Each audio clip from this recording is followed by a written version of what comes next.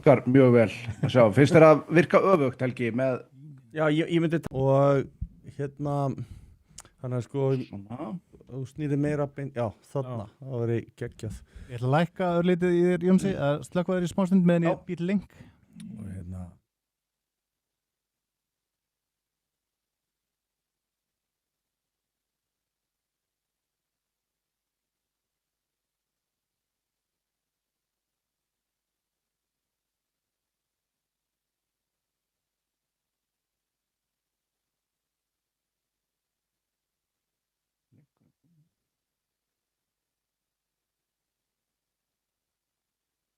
Við erum live. Davíð Bergmann, velkomin í þáttinn. Já, takk. Þú hefur verið að vinna með olnbogaböndum samfélagsins síðustu 30 ára eða meira? Síðan 94. Síðan 94. Já. Og við ætlum að fara svona aðeins yfir málin, hvað var að strákan okkar og já, kannski stúlkur líka. Jón, þetta hefur verið sérstakt áhugaefni hjá þér, svona í gegnum tíðina veit ég. Já, ég náttúrulega rætt við minn mann hérna áður. Við áttum rosalega gott spjallið það starf sem að hann hefur átt með ungum, já, er það ungu fólki eða ungum mönnum svona meira, er þetta ungi gaurarsjóð með meira, Davíð? Nei, ég held þetta sem bara bæði í kynin. Mest ef ég svona verið með svona unga drengi sem að hafa kannski ekki beint verið að feta sig í lífinu, sko. Finnst þér að vera að farast í auka að fólk sé svona villasta vegi frekar heldur en það var? Ég held við þurfum aðeins að skoða þetta í réttu ljósi. Þess að sko, þegar ég byrjaði í þessu, þá vorum við 130 til 40.000 færri Íslendingarnir. Já. Og ef við bara, eins og góðu vinur minn bent á í dag, að sko hvaða áherslur eru búin að vera í gangi, að nýjasta meðferðarheimili á Íslandi fyrir utan náttúrulega uppbyggingun á Lækjarbakka sem að var núna voru Stuðlar og Stuðlar er 30 ára gömul stofnun og síðan að Stuðlar voru byggðir þá eru búin að koma alls konar nýjar áskoranir. Við erum búin að fá hérna fullt af innflytjendum og því fylgir náttúrulega ákveðnar áskoranir og þetta hljómar alltaf einhvern veginn þannig í samfélaginu og við viljum alltaf hafa einhver svona quick method lausnir. Svona, þú veist, þetta hljómar alltaf einhvern veginn þannig eins og þú sér bara að fara með bíl á verkstæði og þetta laga spyrnuna eða laga einhvern skynjara og við komum þetta á bara að koma heill út. Samfélagi er búið að breytast svo rosalega á þessum tíma og það sem er líka, sem við tökum ekki inn í reikningin, að það líka við skólakerfið að sjálfsögðu. Þannig að það er ekki, ég get alveg sagt ykkur það strax, ég er ekki með neina patentlausn á einu eða neinu, en þetta er búið að hljóma í mínum eyrum, svolítið mikið þannig, þetta er svona hamfara hörmungar hyggju fréttir sem eru búin að vera ítrekað og það er búið að vera alls konar vitringar út í samfélaginu sem segast vera með svörin fyrir hinn og þessu. En þetta er ekki, þetta er flókin og rándýr málaflokkur og ég ætla bara að minna á það að það eru til og með bara 3 stjórnmálaflokkar sem hafa komið að þessu málaflokki síðan ég byrjaði í þessu. Það er Framsóknarflokkurinn, Samfylkingin og svo núna, og Viðreisn kom að aðeins í einhverja, ég man ekki hvað, 18 mánuði eða hvað það var og núna Flokkur fólksins. Og þetta er líka, sko, allt þetta pólitíska tal og allt þetta jafnvel og fuður þennan málaflokk er svo, þetta er svo grunnt. Og ég held af þessu 30 árum síðan ég byrjaði að fara í þennan málaflokk, þá finnst mér eins og píramídunum hefur snúið við. Útskýrðu það fyrir okkur. Hvað áttu við þegar þú segir að píramídunum hafi verið snúið við? Ég meina, fólkið sem fólkið sem vinnur á gólfinu, það er verkfæralaust. Við erum með sömu réttindi, eða til og með ímyndið ykkur, úlingur sem er 17 ára í meðferð, 17,5 árs, hann er barn í lögunum en hann er kannski haustnum starri en þú, hann er ofbeldisneyður og við megum ekki, við höfum sömu réttindi og starfsmaður í félagsmiðstöð að taka á honum sem dæmi og það er já við að píramídanum hefur verið snúið við, þá er það að ég ætla bara að tala íslensku. Já, bara endilega. Það er engin afsláttur gefin hérna, sko. Nei, það er engin afsláttur. Það er sko þessum diplómafagprikum sem að hefur verið fjölgað upp í fílabjörnsturnunum og skrifborðunum, það hefur verið á kostnað þess að vinna á gólfinu. Og eins og ég benti á hérna á hann, það er búið að taka á okkur all réttindi. Það er alltaf að tala réttindi barnsins. Ég meina, þið heyrið ekki og að fólk heyri almennt ekki af starfsmönnunum sem eru í sjúkraleifum vegna þess að það er búið að berja það í klessu og meðferðarheimilunum. Sko. Ég er enda að þekki svolítið margar sem hafa verið að vinna sko, með þessum hættulustu einstaklingum, þannig að ég geri það og veit að sumir hafa jafnvel aldrei jafnað sig aftur. Sko. Já. Og hvað heitir það? Það eru svona sérstök úrræði þar sem að það er jafnvel 3 á vakt sko, með hverjum einstaklingi. Sko. Já, og þarna kemur líka að því, sko, Stuðlar er 30 ára gamalt úrræði, hugsaðu, það er byggt 96.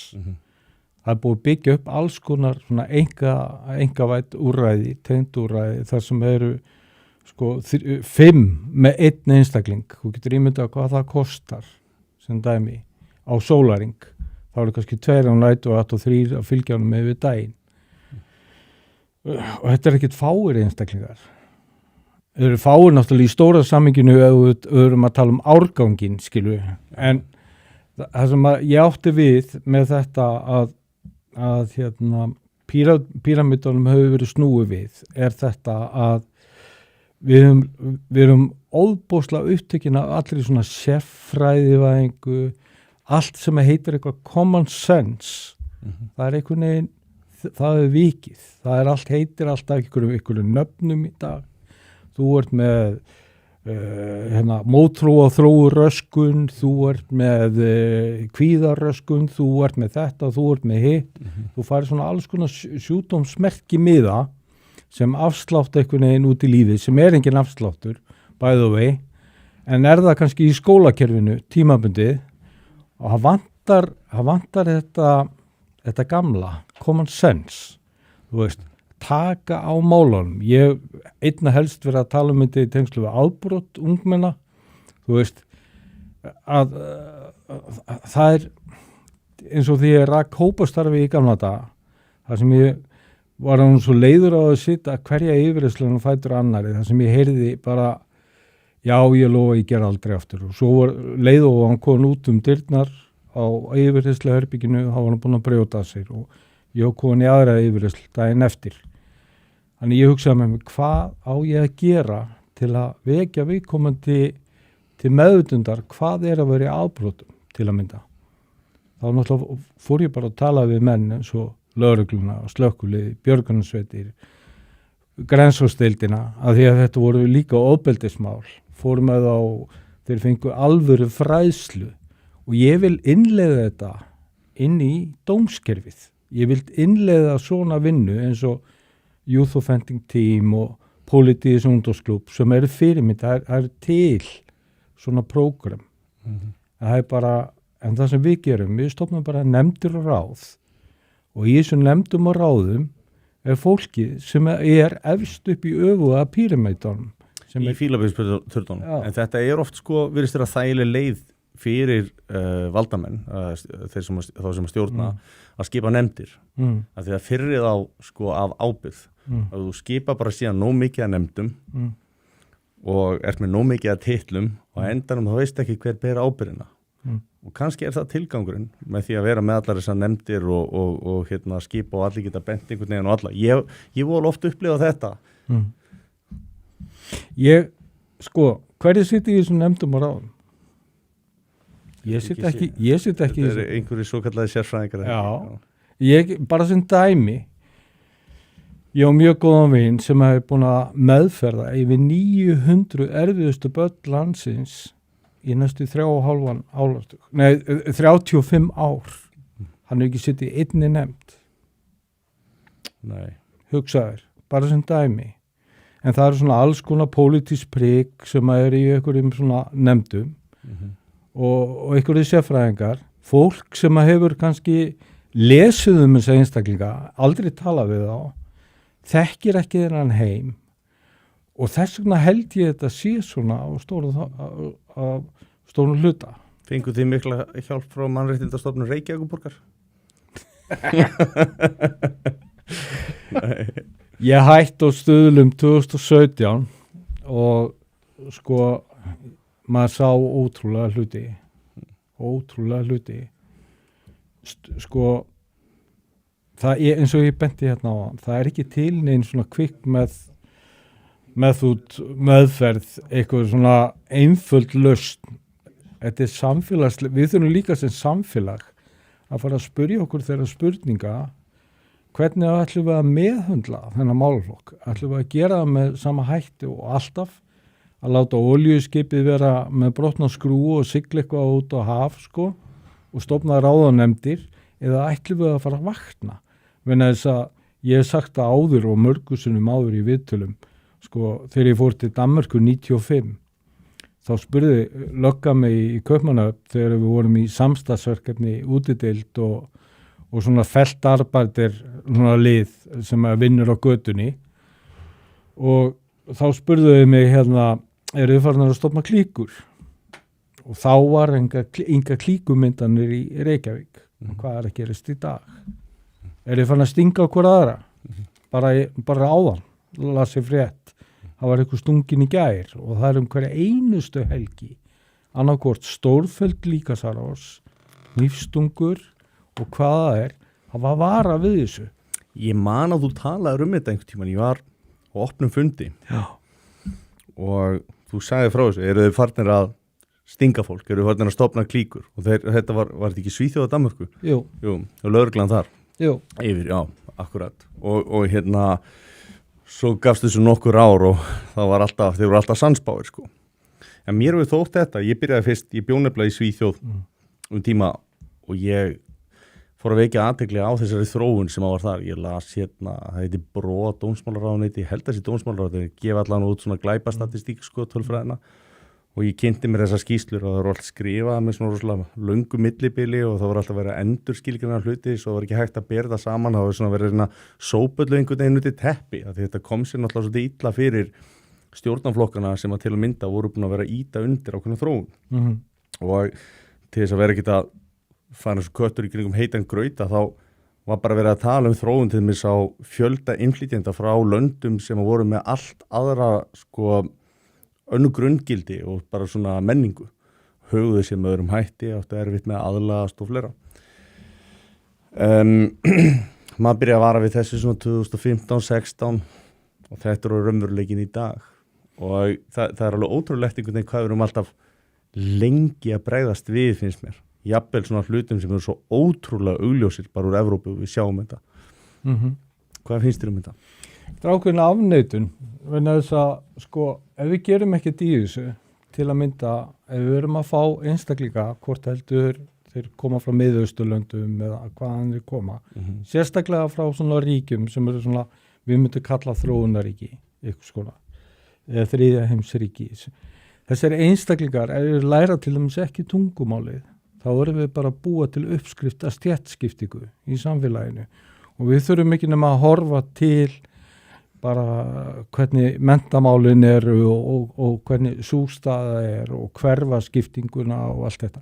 Þetta er eitthvað sem ég óttast og ég held að sko ég ætla ekki að fara að taka einhvern eitt þjóðfélagshóp út fyrir ramman og fara að segja að hann sé eitthvað verri en hinn. En sko staðreyndin er bara þessi að þetta er búið að gerast. Þetta er búið að gerast í Svíþjóð, Danmörku, Þýskalandi, Bretlandi, Hollandi. Þú veist, við þurfum ekki að endurtaka þetta. Nei. Þess vegna segi ég sko, við þurfum að þarf að setja fókusinn á náttúrulega á þá einstaklingar sem eru komnir og verða. Þá þurfum við náttúrulega bara að vinna með þann hóp. en við höfum ekki að bæta við ekki að bæta við vanda. Þetta svolítið að bera í bakka fullan lækinn, finnst manni. Já. Jón, ég sé að þú logar hérna? Já, mér langaði bara fyrst að segja þeim sem að koma skjánum að Sverrir gat ekki verið með okkur í kvöld. Og við erum svolítið að bara til að við erum að reyna að halda úti þáttu, það verður eiginlega svolítið þannig að einhver mun detta út svona, það nú einu sinni sumar og svona, en við ætlum samt að gera okkar besta til að Já, það sumar og sumarfrí og allt þetta, þú varst nú í fríi og ég þurfti að taka mig frí í síðasta þætti og ég verði frí í næsta þætti og við reynum að láta þetta ganga. Já, mér langaði svona dag hvenar, þú veist, þetta verður ekkert alltaf verið í svona vondum málum, þessi málaflokk, hvenar fannst þér þetta byrja svona að sjást, og þú veist, það væri kannski byrja að flæða yfir, eitthvað sérstök ástæða fyrir því, það bara fólksfjölgun, hefur eðli þessa málaflokks breyst, skilurðu svona, hvenar fannst þér þetta byrja að flæða yfir bakkan, ef svo mætti segja? Sko, ég er búin að var einmitt að velta þessari spurningu fyrir mér í dag. Hefur ástandið versnað eða skánað? Og ef ég bara horfi til minna reynslu sem úlings, af því ég var nú svona bjakkur sjálfur, ég meina, það var kveikt í mér á skiptistöðinni í Kópavogi, það er náttúrulega bara flenni frétt í öllu fjölmiðlum í dag að það hefði verið kveikt í mér og það sem bjargaði mér var þetta var svona einiltes þáttur sem átti sér stað og ég fór bara úr peysunni og var mér til lífs að ég skulle hafa gert það og það var gert með grillolíu, ég meina þetta er svo klikkað að sko í dag búum við þannig veruleika, við erum náttúrulega með samfélagsmiðlana og við erum með auknar áskoranir eins og til að mynda innflytjendur og allt þetta. Sko, ég held að svona vendipunkturinn, ef ég skoða þetta í svona stóra samhenginu, ég var að ræða þetta líka við þennan félaga minn sem að ég nefndi áðan, sem er búin að meðferða 900 erfiðustu börn landsins. Ég held að það hefur verið Breiðavíkurskýrslan. Þá fór allt úr límingunum. Það var mikið taugaveiklun. Þá kom alls konar sérfræðinga fram á sjónasviði í lakkskóm sem fara á milli fundarherbyggja með möpp undir hendinni til að ákveða næsta fund og tóku svolítið verkfærin á okkur, tóku svolítið svona þetta common sense í burtu. Ég er ekki að segja að við höfum verið fullkomin áður fyrr í þessum meðferðarkera, langt í frá. En ef þið skoðið þetta í stóra samhenginu, það var ekki mikið fréttir frá stöðlum til að mynda á þessum tíma, ekki dag eftir dag. Og sumi fjölmiðlar hafa alveg farið með offari í þessu, eins og til að mynda Morgunblaðið og RÚV, sérstaklega. En þess að eins og ég sagði við ykkur áðan, ég get ekki ímyndað mér að nokkur aðili úti ímyndi sér hvernig veruleikin stundum að vinna á svona heimili. Eins og ég sagði áðan, þú ert kannski að díla við einstakling sem er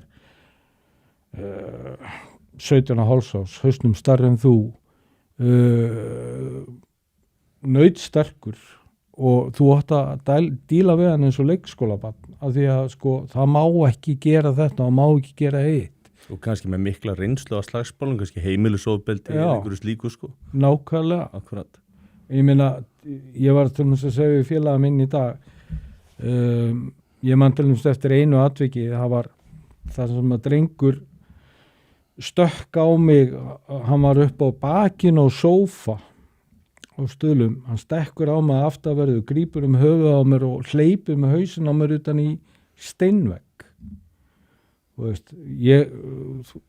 Þetta er eitthvað sem en við tölum alltaf litlu krúttin, við tölum alltaf þessi börn sem eiga svo bágt og eitthvað, jú, auðvitað, þau eru búin að alast upp kannski í einhverju umhverfi sem er mjög óæskilegt, skiljiði, og og þessi þróun ég held líka sko þetta samþykki fyrir öllu ofbeldi, það náttúrulega ný efni, alls konar efni. Ég skítrættu við fíkniefnaheiminn, alveg skítrættu við hann, en þess að hér eru náttúrulega komin skipulag glæpasamtök og það eru komin sterkari efni og það bara mikil umræða bara síðast í vetur kókaínið, hvað það orðið sterkt. Og hvað gerðist í Evrópu þegar kókaínið var sterkara? Stuttu síðar kom fentanýl, blandað efni á markaðinn. Og hvernig komið fyrir borgum eins og Detroit, Chicago. Það er náttúrulega mikið ódósum þetta, út af fentanýl fer ekki sérstaklega vel með rosaleg, sko. Kókaíni. Toronto í Kanada og þetta byrjaði í Bretlandi. Ég skítrættur. Það kom líka eitthvað aðeins hérna, þú veist. Já. Að því að þú nefndir að það vantaði einhvern veginn úrræði, ég svona upplifa að þú sért að tala að þurfi að allan að vera valdheimil til þess að beita ákveðnum agabröðum ef til þess þarf, af því að það er ekki hægt að meðhöndla fólk sem kannski komið löngu orðið af sterkt og fullt orðið aðrar, þú getur ekki meðhöndlað eins og leikskólabarn eins og þú lýsir. Nú hefur maður séð sko í fréttum að það hefur verið að breyta löggjöfinni svolítið sérstaklega í Svíþjóð.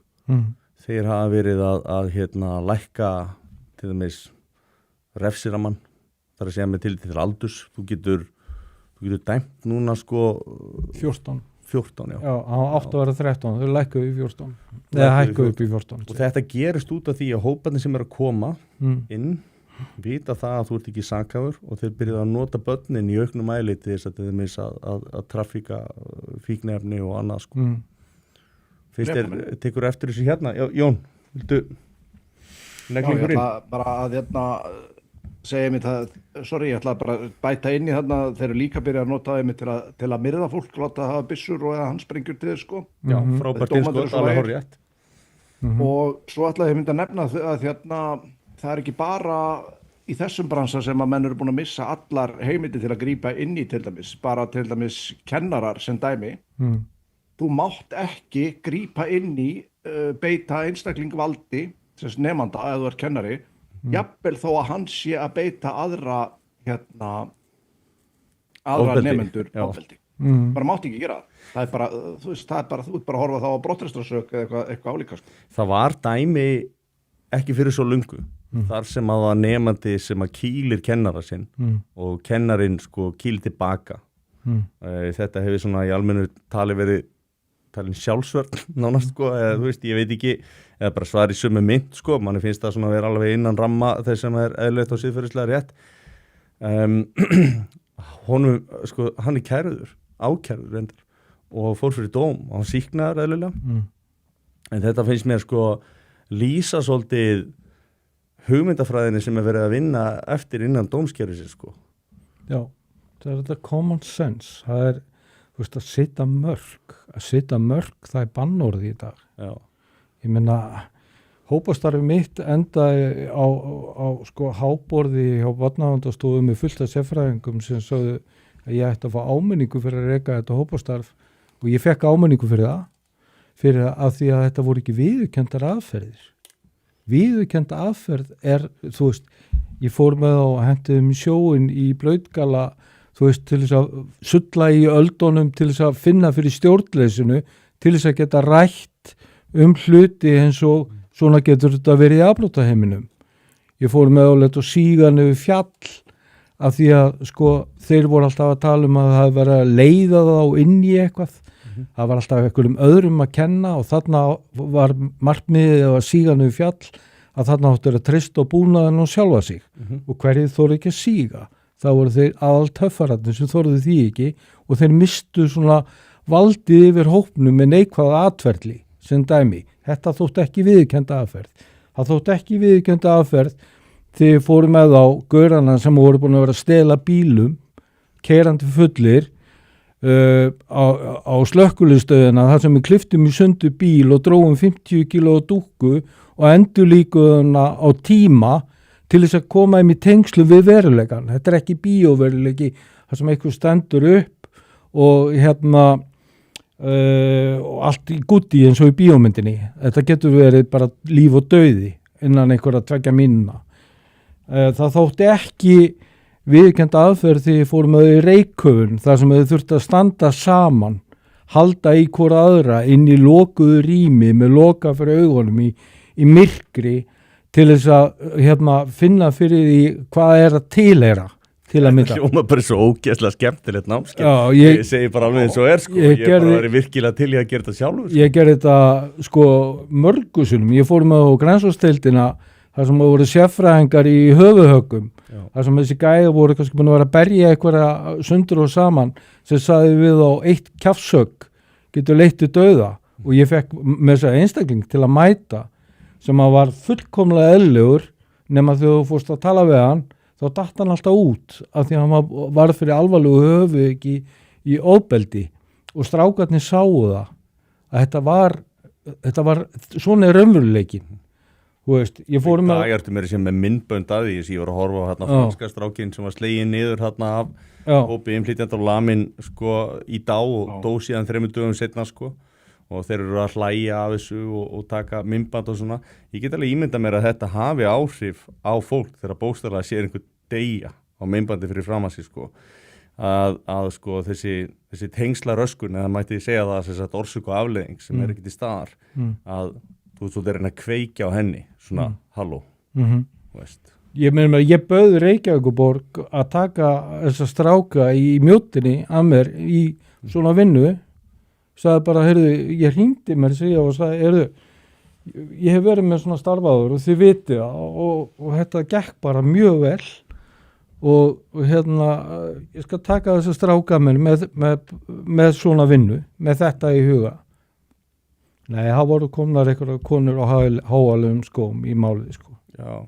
Þannig að þú veist, að ég segi svona... Sem voru ekki búin að viðurkenna þessar aðferðir. Já, eins og ég segi, Bretinn gerir þetta, Bandaríkjamaðurinn gerir þetta, Hollendingurinn gerir þetta, Svíinn gerir þetta, þú veist, Þjóðurinn gerir þetta, þú veist, það er jóttar, bara svona stóru og miklu jóttar, bara svo þú skilur, í Dr. Martens skóm leikur við, sem er að taka svona gaur að sér í Bretlandi til þess að leiðbeina þeim. Lögreglumenn í Danmörku eru með svona peyja í tilsjónavinnu. Já, félagi mitt út í Bretlandi sem er í svona vinnu og hann er SES, sérsveitarmaður, og þeir eru að gera þetta svolítið þarna Ég meina, þetta eru gæjar kannski með enga föður ímynd, skilu, þú veist, sem að hafa enga fyrirmyndir. Þeir eru líka bara mjög oft með sama background og krakkarnir sem þeir eru að hjálpa. Það er svolítið áhugavert. Og þess vegna, svo stofnum við bara nefndir og ráð. Og svo kom einhver afbrotafræðingur og segja, nei, þetta er ekki svona. Þú veist, sömu afbrotafræðingur, svona svipaðu stjórnmálafræðingar, það kom alltaf sömu stjórnmálafræðingarnir fram, það er að vera að ræða stjórnmál á Íslandi. Þú veist, en við ætlum aldrei einhvern veginn að fara í nýja nálgun. Ég meina, afbrot munu fylgja okkur alla tíð. Við erum aldrei að fara að losna við þau. Aldrei. Fíkniefni verða alltaf til. Það er nokkuð ljós. Já, þú veist, þetta er bara veruleiki sem við erum bara að horfa á stögu við. Það eru afföll í öllum árgöngum, allstaðar, í öllum heiminum. Hvort sem voru í Kína eða Bandaríkjunum eða Svíþjóð eða whatever. Þú veist, afbrot verða alltaf til. En spurningin er bara,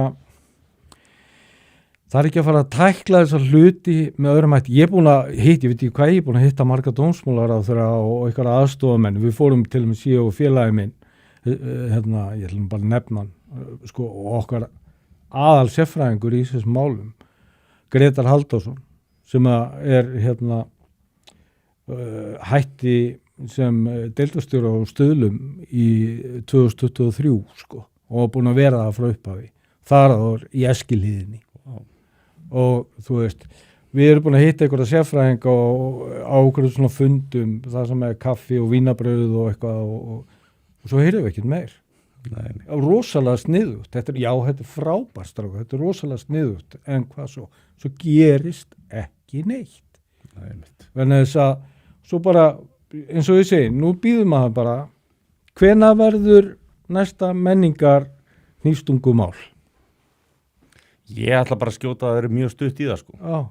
Við vorum að lesa grein ég og þú strák sem var stungin í Svíþjóð inn í nágranni stúlku sem að maður að erlendum uppröðuna var hann nauðga og hann reyndi að stíga inn í og var stungin og dó í aðtellinu og við komum til helt áfram að nauðga þegar hann var búin að drepa hann. Þetta svona, svo erum við með Henry Nowak og við erum með fullt af svona málum, við erum með franska stafkinn sem ég var að segja frá hann sem var lamið til dauða og við erum með rosa mikið af málum og þetta er ekki allt innflytjendur, þú veist, það er ekki þannig, en við erum með rosalega mikið af málum sem að væri hægt að fyrirbyggja eins og segir, það er óþarfa að bera í bakka fullan lækin sko. Við þurfum ekki að flytja inn vandamálin bókstaflega þegar við sjáum að þau eru fyrir hendi og við getum gert þetta með skynsamari hætti en þú nefndir ég ætla ekki að hleypa Jóni inn með spurningu og svo langar mig að koma inn á þetta sem er í gangi í Mjóddinni, þetta áhugavert mál.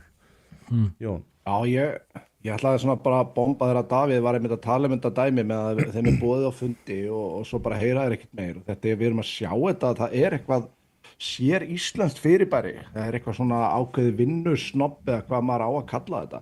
Þú ert alls staðar að fjölga einhverjum millistjórnendum, segðu bara sjúkrahúsin, þú veist það eru, hvað voru ráðnir inn, 8 manns á skrifstofur fyrir hvern eitt sem er á gólfinu eða eitthvað svona algjört kjaftaði sko.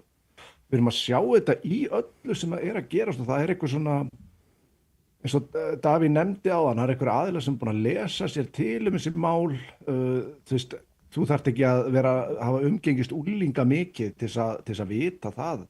Að leið og úlingur finnur að þú ert bara fullur að skít, þá hefur hann ekkert við þig að segja, hann langar ekkert að hlusta þig, þú ert búin að tapa honum bara alveg leið.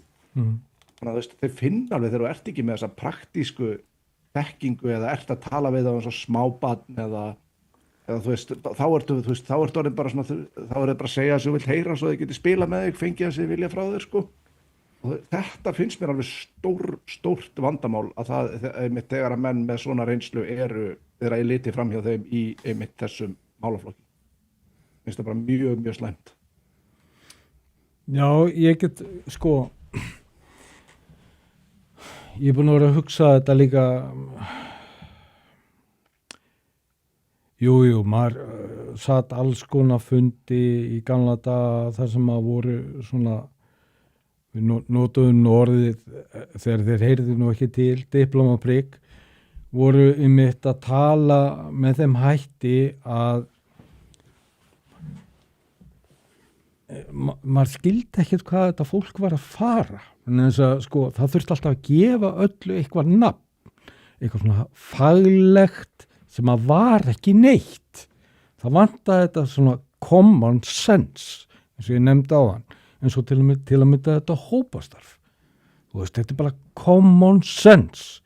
Þú fær bara þarna vettvangsfræðslu, það er engin að tala yfir hausamótunum að þér, þarna ertu bara í svona raunverulegri tengingu og það er þetta sem ég sakna svo mikið í þessum málaflokki en það sem við höfum gert í staðinn, við höfum komið fyrir endalaust af fólki sem að er næst fjárveitingavaldinu sem er í engum tengslu með þessum hætti.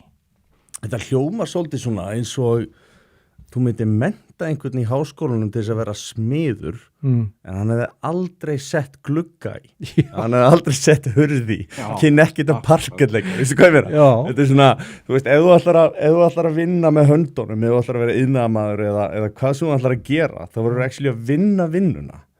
Og mér finnst þú vera svolítið að lýsa því að það sé bara svona, það skorti, bara svona hands-on reynslu.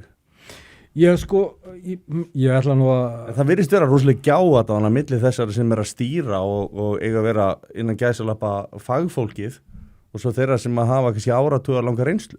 Þegar allt var í steik í þessu kerfi á sínum tíma, ég ætla nú ekki að nefna neinn nöfn í þessu samhengi, þegar allt var í steik, þá var haft samband við einn reynslumesta mannin í þessu og sagt, heyrðu, þú voru að koma hérna á fund. Það er bara nauðsynlegt, þú voru að koma á fund en þess að þú hefur ekki svarað tölvupóstum og eitthvað, svo mætir hann á hann á fund og þá fjallaði fundurinn um það í hvað letri hann ætti að senda bréfin í nafni stofnuninnar. Nei, það getur ekki verið. Jú. Og þú sverð fyrir það? Já. Ég meina, ég get alveg, það er fullt af svona hlutum, þú veist, fókusin bara þarna einhvern veginn, þú veist, við erum í einhverju svona fagleikriti, stundum þegar ég horfi og hlusta á þessu umræðu þá hugsaði, býtu, já, en þetta ekki svona. Fagleikrit, ég veist það er svolítið skemmtilegt. Já, þetta er fagleikrit. Fagleikrit, já. Þetta er bara leiktjöld í rauninni, sko. Akkurat. Og sko, við fáum að vera ljósamenn kannski á sviðinu. Það liggur við, valla það. Við fáum að sópa sviðið eftir á. En þetta er svona, þú veist, hvað hafa við ekki séð marga sérfræðinga að koma fram og þá gera þetta og þá gera hitt, þú veist. En svo gerist akkurat ekki neitt. Svo býðum við bara og svo kemur eitthvað svona nýstunga, líkamsárás. Ég held ég tekið það saman á 2 mánuðum í byrjun þessa árs, þá voru 8 nýstungur.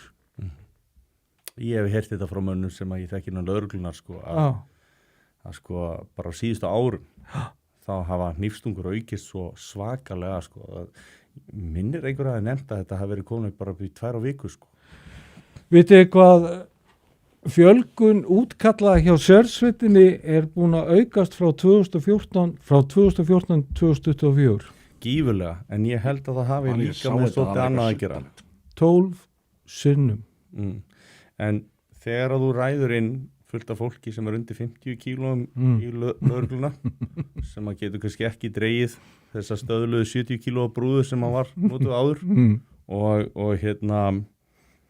og kannski með, þú veist, umtalsvert minni vöðvamassa, sérstaklega í efriskrokki, ekki að nefna neitt, að þá náttúrulega hlýtur að þýða að þú þurfir frekar að fá hjálp. Það er svona gefur frekar auðvitað leið, sko. Og ég var einmitt að skoða útskriftamyndu daginn hjá lögreglunni og mér svona, mér brá svo sem ekkert, en þú veist, kynjahlutirnir voru svona 60-40, konur voru í 60%. Já, það er svo konur 60. Já, konur hafa verið í meiri hluta held ég síðustliðin áratug ábyggilega í lögreglunni, sko. Það er verið að leiðrétta þess að kynjamismunin líklega, eitthvað svoleiðis. Ok. Og eflaust eru margar stelpur sem að geta bara sinnt þessu verkefni frábærlega. Þú veist, ég ætla ekki að drá því, en maður verður samt að spyrja sig.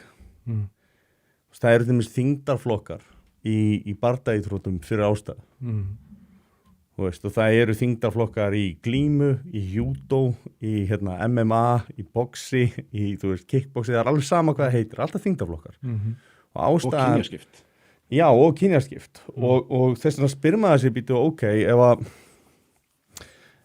segjum sem svo að það komi lögreglumaður af bíl. Ég er í bílnum, ég er 100 kíló. Á ég þó bara brennin í bílnum svo einhver getur verið í búning. En það er jafnrétti sem að við búum við. Ég meina, þetta er eiginlega bara pínu fyndið, sko. Þannig að, mér finnst þetta bara svona ádela á þessi auknu útköll. Mér finnst það svona lýsa kannski ákveðinni þróun sem að hefur verið. Og ég er allur fyrir jafnrétti, en það þarf alltaf að vera á þeim grundvelli að fólk getur sinnt starfinu sem að, þú veist, betur heldur en næsti maður. Þú veist, það eru inntökuskilyrði í flest öll störf. Mér er alveg sama hvað það heita, sko. Og ég er alveg til í það að allir leikskólakennari séu konur og konur eru betri heldur en karlmenn í að sinna til starfi, sko. Mér er alveg sama. Já, algjörlega. Ég held að ég hafi einhvers staðar séð að vopnuð útköll á þessu 10 ára tímabili hafi farið úr 467 upp í 2000 eitthvað. Já. En svo er það líka staðreind að sko hnífar eru orðnir óbúslega algengir og margir með hnífa.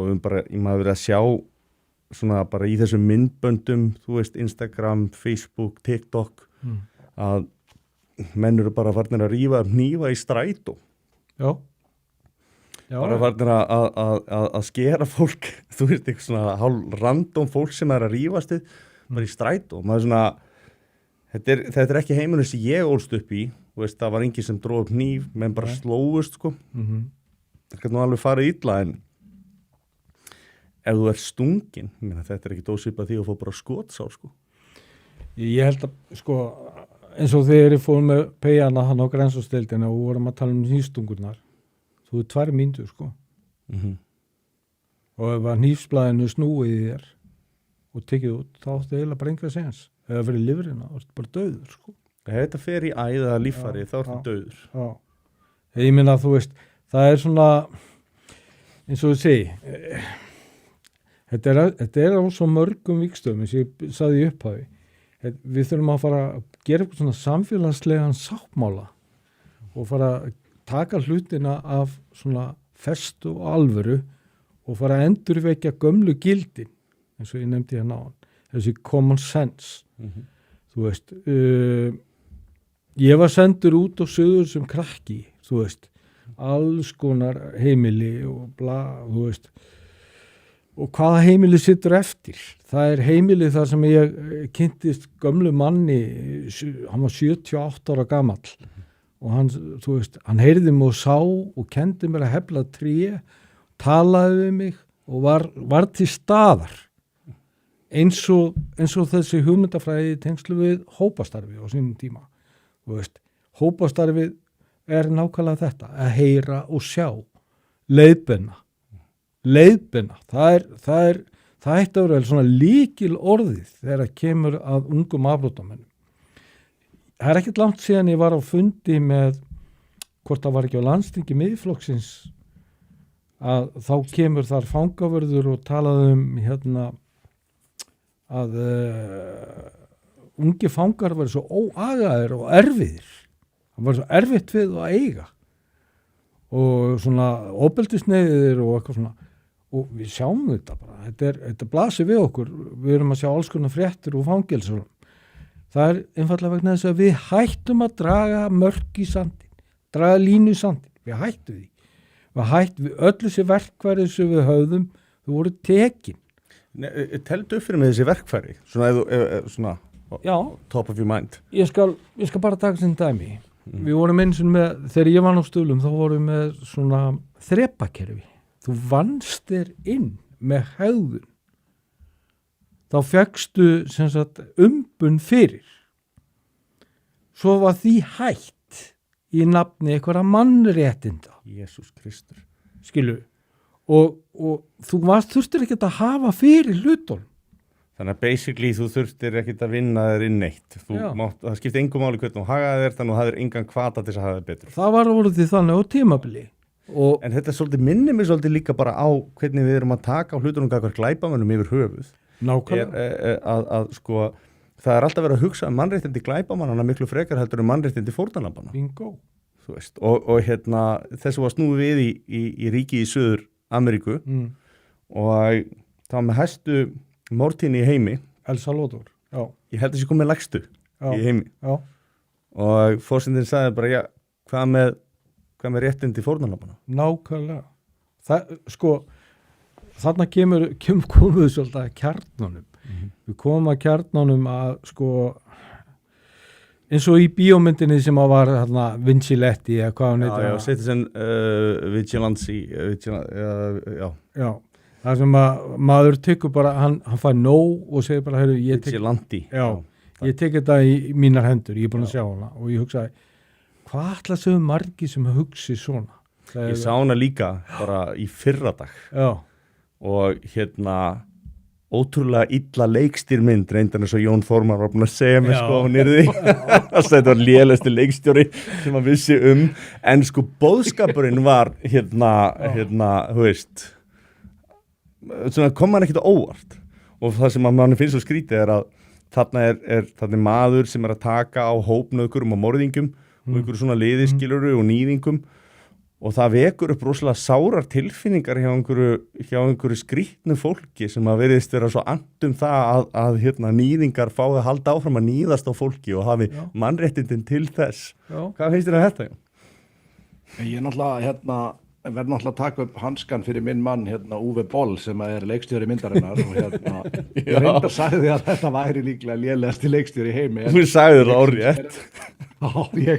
Ég sem sérlegur áhuga maður B-myndir, ég er búin að sjá allar myndirnar ég er mikill aðdáandi, þannig að ég vil að það sé bara engin vafi þar hann er minn maður. En ég ætlaði að koma einmitt inn á það að við ætlum að fara fljótlega í komment og halda svo áfram með þar sem við vorum, en ég held að það sé bara orðið rosalega stutt að menn taki lögin í sínar hendur, en sjáu bara hvað gerist, jafnvel þegar þú, sko, ég veit ekki, þetta verið þetta samstillt átak, allan heim, og ég bara orðin svo mikill samsæringamæður í þessu, þetta getur ekki verið tilviljun, þetta sé bara samstillt í öllum löndum. Sjáu í Bandaríkjunum, þar Daniel Penny, hann sneri niður snarbrjálaðan mann sem var að ógna mönnum þarna, hélt honum aðeins svo lengi og hann drefst í höndunum á honum. En hver sem að hefur verið, sko, hann hélt honum ekki fast, en hann var bara vist út og dópaður eitthvað svipað á George Floyd dæmið, sko. Við erum að sjá að bara nýlega, við erum með málið gegn Hauki Há. Já, sorglegt rugl, sko. Þú veist að gaurinn gripinn við það, að hann búinn að beita stjúpdóttur hans ofbeldi. Það kynferðislegu ofbeldi. Hann ætlar ekki að leyfa honum að fara, það brjótast út átök, hann heldur manninum, löggan mætir á svæðið og eins og alltaf virðist gerast, eru ekki búin að kveikja búkmyndavélunum bara þegar þegar málið að byrja. Skrítið að þeir þurfa alltaf að kveikja þeim sjálfur, það hlýtur að vera rosalega þægilegt. Það virðist rosalega oft gleymast, því að þú veist, mönnum greinir á hvað gerðist þarna og hann dæmdur svolítið út frá því. Og þú veist, það reynt að fá hann ákærðan fyrir tilraun til manndráps. Hann heldur manni, maðurinn lemur hann í hausi með kylfu. Við erum að sjá þetta, þú veist, gamall maður á Spáni var dæmdur, þú veist, það ræðist inn til hans ólöglegur innflyndi með keðjusög, með keðjusög inn til mann sem var að verða áttræður. Hann átti haglabys á heimilinu og hann skaut hann. Og hann var dæmdur, hann dæmt borga fjölskyldu mannsins einhverja 20 milljóna bætur, þú veist, spáðið í þessu hvað þetta þú veist, grilla. Og hann komið inn á heimili mannsins. Já, hann fór inn á heimili, hann með keðjusög, alltaf bara, þú veist, ég veit ekki hvort hann ætlaði að kála honum eða ræna hann eða hvert, mér alveg sama. Það eru mörg mál sem að maður að heyra erlendis frá, sem eru svo siðlaus þegar dómandi falla, að það er nánast eins og maður upplifi, sko, að sé verið að reyna að tryggera einhvers konar bara eins svona borgarstríð, sko. Og þegar ég bjó í Svíþjóð þá heyrði maður á svona alls konar rugli, sko. Og stundum voru kannski menn sem voru kæriðir fyrir að taka þátt í hópnauðgun eða eitthvað svona, og þeim voru dæmda bætur því að þeir tóku í rauninni ekki nægilega, sko, mikið þátt í hópnauðgunni, sko. Þeir kannski runguðu sér bara yfir viðkomandi, en voru kærið fyrir hópnum þá var það, sko, í rauninni dæmda bætur. Þetta er bara, maður hafði bara aldrei heyrt hana eins, sko. Og oft verið, sko, einmitt litið á þessu fórnarlömb. Það er einmitt í Citizen Vigilante líka, að þá einmitt kemur dómarinn út og er að segja, þú veist, að það séu önnur fórnarlömb og þá verður þess að nauðgararnir þess að fórnarlömbin, sko. Þetta er líka svona hér. Og þetta er í rauninni alveg með ólíkindum, sko. Þetta er svona orðið þetta suicidal empathy sem að hann lýsir, hann God Sat í bókinni sinni. Og margir hafa í rauninni komið með þetta konsept og undan God Sat, sko, kallað öðrum nöfnum. En mér finnst þetta svolítið minna á, ég skrifaði grein sem ég átti eftir að birta og þá var ég að tala þessa öfgavinstrihyggju. Sem að vókisma, sem er svona eins konar félagslegur narsisismi, það sem er svona meira sýnast, þú veist að tala um leikrit á hann, þú veist, og mér finnst það að vera svolítið svipað. Þetta er svona leikrit í að þykjast vera góður, en þú ert í rauninni bara að valda stórkostlegum skaða, eins og þú varst að lýsa sjálfur. Og þá fór maður að sjá svona ákveðin mynstur milli, sko, alkoholisma eða fíknihegðunar og svo meðvirkninar sem þarf alltaf að myndast með til þess að, sko, fíkni eða alkoholismi gangi upp. Og á meðan að kannski með ykkur einstaklingu felur pillurnar, hann felur áfengið, hann felur hegðunina, að þá sérðu það, sko, að þú veist, fólki sem er super woke eða þykist að þetta er kallað góða fólki, ég kalla þetta vonda fólkið, að það fer, sko, að fela tölfræðina. Það fer að gera ómögulegt að bera saman tölfræði með því að endur skilgreina hlutina alltaf. Það fer það fer að breiða yfir alls konar hluti og sópa myndi teppi. Mér finnst þetta í rauninni bara að vera, sko, önnur birtingarmynd meðvirkni. Þú veist, þetta að vera alltaf, já, nei, hann vissi ekkert að hann mætti ekki nauðga, sko, hann bara kemur frá öðru landi. Já, ok. En þetta er samt alveg fólki eins og við, eins og Helgi Hrafn segir alltaf. Og Já, mér finnst það. Þetta bara gegnum sírt í gegnum allt kerfið, það þessi meðvirkni. Eins og ég nefndi hérna þessa sjúkdóma merkimiða væðingu, þú veist. Á 25 árum hefur ungum öryrkjum sko undir 29 ára fjölgað 13,6%. Það vegna þess að það sé svona mikið af fólki sem á þessum aldri með svona mikið af stóðkerfisvandamálum? Líkamlegum stóðkerfisvandamálum? Nei, það vegna þess að mikið af þessu fólki hefur kannski farið í gegnum skólakerfið. Það sem að meðvirkkerfi í gangi og svona aumingjavæðing, bómullarvæðing. Og ég ætla bara að tala íslensku hérna. Við erum búin að vera alveg frá, sko, ég talaði áðan hérna Breiðavíkurskýrsluna, þá fór allt úr límingum og kerfið, og skiljanlega, auðvitað átti kerfið að fara úr límingum. Það voru skelfilega fréttir. En við áttum ekki að henda áttavitanum út í sjó og bara missa sjónar af því sem við vorum að gera, eins og við gerðum. Og eins og til að mynda þegar við fórum bara að snúa við píramídunum og fjölga bara sérfræðingum sem eru í þessum veruleika, skilur. Fjölga yfirstjórnum ekki niðri. Jón, ég sé að þú ert rauðglóðandi þarna. Ég er rauðglóðandi vegna þess að mér langaði að við færum aðeins betur í bómullavæðinguna sem við erum að ræða, en taka bara kommentin fyrst, vegna þess að ég vil ekki vera... Já, við erum búin að trassa, við erum alltaf live og koma komment og spurningar og endilega, Jón, farið við það. Herðu, við fáum fyrst hérna frá Holy Thunder King, góða kvöldi herramenn, væri mögulega góð hugmynd að tala Sigur Gísla Bond-málið í kvöld. Ég væri nú ekkert á móti að koma aðeins inn á það bara frá svona mannlegu sjónarhorni á eftir, ef okkur Davíð hann ákveðin sérfræðingur í málefni sem okkur Helga búið að langa að ræða lengi og ákvaðum svolítið að nýta okkur fyrst að Sverrir var ekki í kvöld að fara í það, en við sjáum bara til hvort við komumst ekki örugglega í það. Við hljótum að geta fundið okkur einhver tíma til að ræða svona málefna eftir. Já, það sem að þú ert að vísa í þess að sjálfsvíð ungmenna, sérstaklega eða ekki? Jó, við ætlum að fara einmitt í þessi mála eftir svona, þess að fara í það, þannig að við ætlum að sjá hvort við tökum þar núna eða hvort að geymið það með, þá getur meira kannski komið í ljós líka með Sigga Bond-málið og Sverrir viðstaddur eða eitthvað, við sjáum bara aðeins til með það. Okay. En Björnin segir, góða kvöldi herramenn, gaman að sjá okkur á skjánum aftur, bónt að sjá ekki meistara Sverri með ykkur samt, já við söknum hans alltaf. Bjarki, okkar maður, segir Siggi Bond að tjötta út, mannréttindaráð lagt niður, hvalveiði mótmælendur algjörlega niðurlagið, já ég tel sumar hvítadrengsins sé komið. Það er ekki tekið inn í það, þetta er búið að vera gott sumar fyrir okkur. Þetta lofar góðu. Ding Dong Bar segir við að henda múslenskum hælisleitendum á landi. Bumbutussa segir erlendi ríkisborgari ekki hafa bótarétt á Íslandi.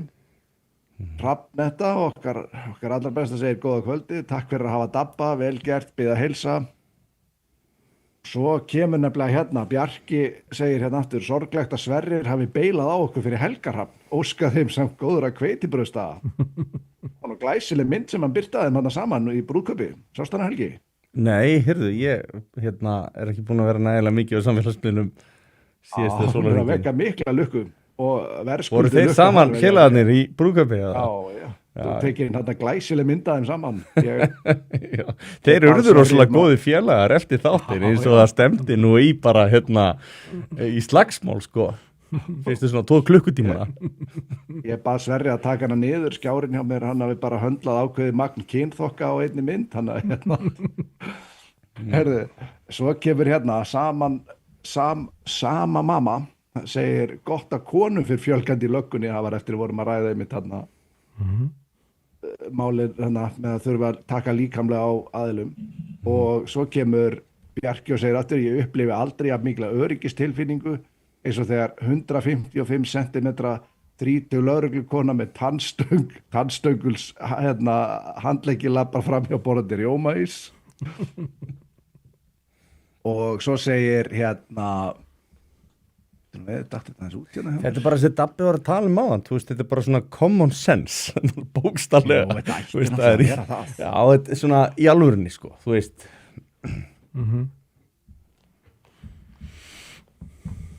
Það bara svoleiðis. Rósa Björk segir félagsþjónusta vill bara að fólk ali börnin sín upp í bómul og foreldrar með ekki hafa aga á börnin sínu lengur á þess að foreldrar sé hóta barnavendarkæru. Þessin eru börn svona í dag.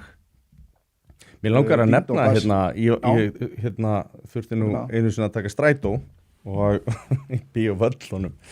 Þá var ég að vinna hjá erfðagreiningu, hann svolítið langt síðan. Og þetta var alveg óra ferðalag. En þarna koma krakkar upp í strætóin og sko munnsöfnuðurinn og ruglið sem var í gangi. Ég svona fylgist með þessi í einhver tíma sko og fólk þeir eru svona, þú veist, að reyna að fá einhvern upp sko. Að enda með því að ég, þú veist, heyrðu, hætti þessu ruglið hérna og settist niður. Þeir vissu svo að ég gat ekki gert neitt í þessu. Þegar ég var yngri, ef einhver hefði talað svona við mig, sagt mér bara, þú veist, heyrðu, passaðu núna. Nú ert að fara yfir ákveðið mörg. Þá hefði ég vitað að ég hafði aldrei áfram að það hefði orðið vesen fyrir mig. Viðkomandi hefði jafnvel getað tekið í mig, sko. Þú veist, maður hendi snjóbolta í einhverja bíla eða eitthvað, fullandi menn hlupa mann uppi, sko, kaffærðum mann. Skilur þau, veist, það var eitthvað gert og ég man að Jón hefur svolítið kallað eftir því að þú veist að það hefði farið að gefa fólki á kjaftin aftur og ég tek svolítið undir þetta, þú veist. Þetta svolítið fuck around and find out. Og Við viljum að taka nýjasta máli þá, menna þess að það bara splunkunýtt mál í dag, eitthvað sundlega mál. Ég var mynd að hugsa þetta. Þannig einhver maður með litla drengi sinn í rennubraut og svo hann kom einhverju peyjar. Vitum ekkert hvað eru gamlir, það kom nú reyndar ekki fram. Gæti reikna með þetta séu bara einhverjir gelgjustrákar. Og renna sér á eftir honum og keyra á hann og á litla strákina þannig að hann kaffærist eitthvað og hvernig er fréttin? Líkamsárás. Maður ræðst á ungmenni eða börn eða, ég man ekki hvernig þetta var nákvæmlega en ég fór að hugsa sjálfur ef ég væri með sem ég ætti ef ég hefði verið með 2 ára gamlan strákin. Nú á ég 2 ára gamlan strák. Já, og þú væri með hann ég var með hann í rennubraut í síðustu viku. Já. Ég ekkert vissum að ég myndi stjórna mér ef einhver myndi með að strákin minn, sko. Já, og hann, sko... Ég myndi ábyggilega bara taka nú rasketan hann bara fyrir framan alla í lauginni, sko. Já, og nú er þessi maður væntanlega verða kærður og væntanlega tekinn á teppið, eitthvað. Og það er þetta sem ég er að segja. Það er að draga svolítið línuna í sandinn. Þið voru að tala á hann ég skal lofa þér einu ef einhver hefði tekið einhvern af þessum strákum og raskelt á til að aldrei gera þetta aftur aldrei og pappi er svolítið svona stór maður munstar en ég 2 metra maður í landsliðinu körfubolta á þeim tíma og stundum að var eitthvað vesen eða svona þá hann hótaði jafnvel að gera það niður menn og raskella á og það var svona pínu fyndið að því að sko, það er enginn að fara að tilkynna það að það verið rakskeldur sko sérstaklega þetta voru fullorðni menn sko og það er svona, já, gott og vel og við höfum svolítið húmor fyrir þessu sko en maður tók eftir því að þegar einhver á þessum tíma segir eitthvað svona við og þú bara svona ég nenni ekki vera raskildur sko ótrúlega vandræðilegt sko en menn höguðu sér og þú veist og það er stundum við sjáum þetta í dýraríkinu að þú veist hundandi svona pikka í ungviðin sko og mér finnst einhvern veginn eins og eðlilega náttúrulega á ekki að beita ofbeldin nema bara nauðsynlega þurfi en við erum komin á einhvern svona rosalega skrítin stað þar sem að má bara ekkert gera undir neinum kringustæðum aldrei það er svona einhver algjör bómullavæðing. Ég held þetta að sé, kannski hefur þetta bara verið þannig að þrýfið handleggin á okkur eða eitthvað sko. Ég var náði kýltan sko. Já, maður veit ekki hvað ég meina, ég var með 2 ára gamla stráki minn og það myndi einhver hópur hrúast ofan á hann í svona rennubraut. Ég yrði stjörnu vitlaus. Ég myndi algjörlega fókinn missa mig sko. Og það er bara hættulegt fyrir strákin ég meina þú veist hann bara gæti fengið vatn í lungun eða eitthvað en fréttin er drullusokkurinn er maðurinn pappin sem að verja strákið sinn. Og það svolítið fréttirnar í gegnum gangandi í dag. Ég meina, þú veist, við erum að heyra alls konar fréttir. Það þessi blessaða bómullavæðing og hörmunga og hamfarahyggja sem alltaf í gangi. Við erum alltaf að tala eins og þið segir, við erum að tala gerandan sem fórnarlamb. Svo erum við líka með þessar lausnir sem eru svo gjössanlega geðsturlaðar. Ég var svo til að við getum sett upp þetta myndbandið þar sem að konurnar og einhverju 2 aðrar hjúkkur, kallhjúkkur, að dansa eitthvað svona og þá að sína hver mátt ekki snerta. Jón, þú veist hvað ég að tala um. Þetta alveg hrikalegt myndband þar sem að það verið að dansa til þess að sína hvernig þú megir ekki snerta eða beita ofbeldi eða eitthvað svona. Maður bara horfir á þetta og maður bara, hvað í gangi? Í Svíþjóð þá var einhverju feministar, þeir voru að gefa svona armbönd, það svona stóð á arabísku sko, það mætti ekki nögg eins og þið vitir. Þú veist, þetta bara svona, hvað að ykkur? Þegar þú ræðir þetta myndband, það bara, þú veist, það herpist bara saman og með raskat og það, sko, ég ekkert að íkja það, sko. Þetta rosalegt myndband. Þetta svo, við erum að horfa líka á þessu og varst að tala þeir, þú veist, horfa á þig og vita að þið geti, þú veist, að halda allavega, að þið kannski geti, þú veist, rifið ykkur kjaftið þig. Vegna þess að mér finnst þetta svo grilla því að ég stólst upp á Raufarum og þar var þetta þannig að þú veist bara rífa kjafti, bara kalla hana, þá bara tekið í þig. Þú veist, við vorum að, þú veist, við byrjuðum að stríða syni eins manns, það bara hætti snögg því að hann bara kom kolbrjálaður á skóðalálóðinu og bara barð okkur. Það var öllu samið það, við áttum að bara skilið. Já, ég meina þið stríddu honum ekkert aftur. Nei, og þú veist, ég og bróði minn einhvern tíma, við vorum að stríða einu strák, þú veist, vorum helviti leiðilega við henni, við kynna sé mikið eftir því í dag, en þú veist, allavega, svo bara erum við komni heim, það bara banka heima og það var bara pappans og ég, þú veist, var búin að svara og þá bara tekur kallinn, hann bara tekur aðeins í mig hérna í ganginum og ég fer, þú veist, var á þeim aldrei, fer til einn stofu til pappa bara, tók í mig og pappi bara býtur á akkurju. Við vorum eitthvað að taka í og þú veist, strákinn hann og þú veist, ég fæ bara, já, gott að þig, gott þetta bara skilið, þú veist, ef það, þú veist, þú fórst ekkert upp á stóru strákunum þarna eða eldri strákunum, varst að rífa eitthvað kjaft, þú varst bara lamin, þetta vantar, það vantar bara að berja menna þess. Ég held í alveg tala, við séum bara komnir þangað, að þú veist, það allar þessar lyklaborðsetjur og bara þessir aumingjar sem að rífa kjaft við öll tækifæri sko, þú veist, baka einhver lyklaborð sko og já, þú veist, það svona einhver algjör veruleg líka fyrra sko, ég eiginlega bara næs ekki sko, ég meina ef við horfum til meins bara á herinn hvar sem að hann hvernig ná menn aga þar? Já. Þetta ekki rosalega flókið sko. Já, þú veist, það eru refsingar og það eru líkamlegar og það eru andlegar og ég ekki að segja að það sé endilega það besta fyrir börn en sem einhvers svona loka úrræði eins og þú ert að tala fyrir mögulega erfiðustu mennina sko að þá það kannski því miður að eina sem þið svara við undir ákveðnum kringustæðum þú veist. En þú veist nú að lýsa síðan líka aðferðum að sem þú ert að reyna að búa til tengingum milli orsakar og afleiðingu og svoleiðis sem er mjög áhugavert sko. Ég glemdi að koma inn á þar að til og með ein eftirminnilegasta heimsótt sem við fórum í þá einu sinni hittum við fyrirvændi fanga sem að það var sem sagt maður sem að þegar var unglingur þá stakk hann 2 og hann vaknaði í fangelsun allir í blóði og mundi ekki neitt og hann fekk dóm og hann var að lýsa fyrir strákunum, veruleikunum í fangelsinu. Hann var að segja við þá sko hvernig hann misti af lífinu, hvernig lífið hans fór á pásu. Hann var í námi á þessum tíma og hann, þú veist, þurfti að setja það á frest.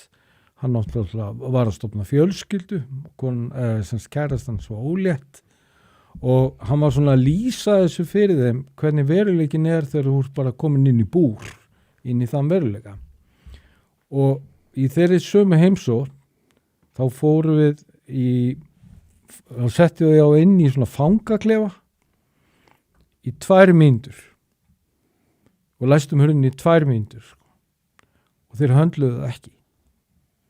Það ekki fyrir alla. Nei, þannig að sko ég hugsaði með mér, ok, ef að þetta situr ekki í þér veist, og ef þetta ekki svona fræðsla sem að færði til umhugsunar að það sko, þetta afleggingin af afbrotum.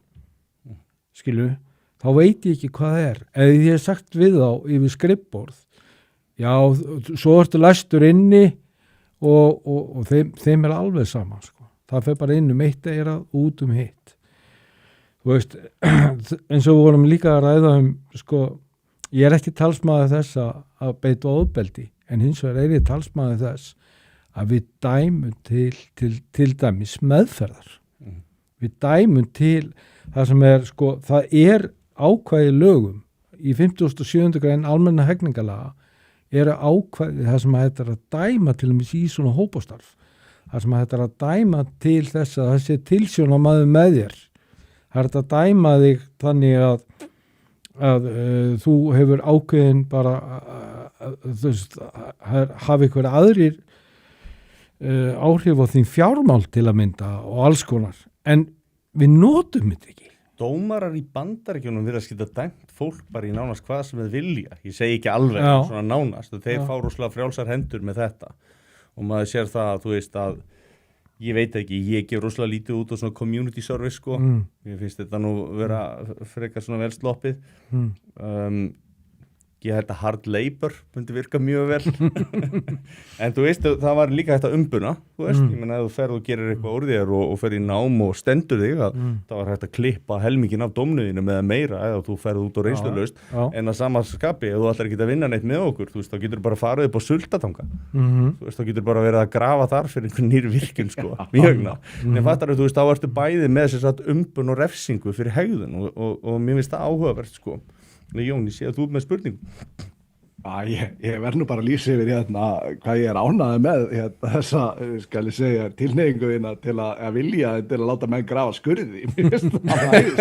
Já, leggja lestateina líka. Svolítið það. En þetta með einmitt fangelsisvistina, það eins og nú vita það kannski ekki margir. Ég vann sem fangavörður á Hrauninu. Já, þar kynntust við Jón sem sagt. Nei, ég að fíblast. Ég hef ekkert mikið verið að svona opinbera það. Nei, ég nú bara fíblast.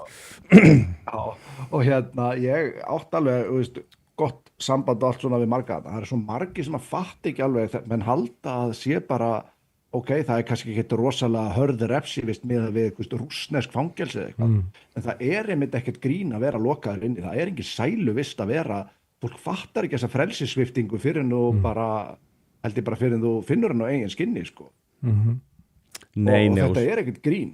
Og svo ertu líka með menn sem eru kannski í einangrunarvist, sko, sem alveg næsta level, sko. Og hefur verið dæmt við það sem, sko, þetta náttúrulega bara pyntingar úrræði og notað, sko, við rannsókn mála til þess að reyna að knýja fram með að fá menn til að segja hluti vegna þess að þetta þeim rosalega þungbært, sko, og margir sem að missa vitið, hreinlega. Og pyntingarnefnd fer yfir þetta reglulega og þetta nú, ef eitthvað mannréttindabrot þá held ég að það sé nú að vera í langvarandi einangrun, sko. Ég held að það sé svona almennt talið að eftir einhverjar 2 vikur eitthvað svoleiðis að þá ertu svona varanlega skemmtur yfirleitt alltaf. Skal ekki segja, sko. Ég verð að segja ykkur líka frá því að ég nefndi ég hef búin að hitta marga dómsmálaráðherra og alls konar ráðherra og þingmenn og talaði þessu mál. Eftirminnilegasta heimsótt sem ég hef farið í, það hitti Björn Bjarnason. Björn Bjarnason, hann skildi þetta. Hann virkilega vissi hvað við vorum að tala áttaði sig á því og hann kallaði þetta ráðstefnu. Það var haldið ráðstefnu á Hótel Sögu þar sem við ætluðum að ræða unga afbrotamenn. Sérstaklega, og hann vildi sérstaklega höfða til lögmanna. Og það var öllum lögmönnum boðið að koma á þessar ráðstefnu. Hvað haldið við mætt margir? Engin, eða? Engin. Bara bókstaflega engin? Engin. Eini maður sem mætti sem var lögmaður var aðstofamaður ráðherra.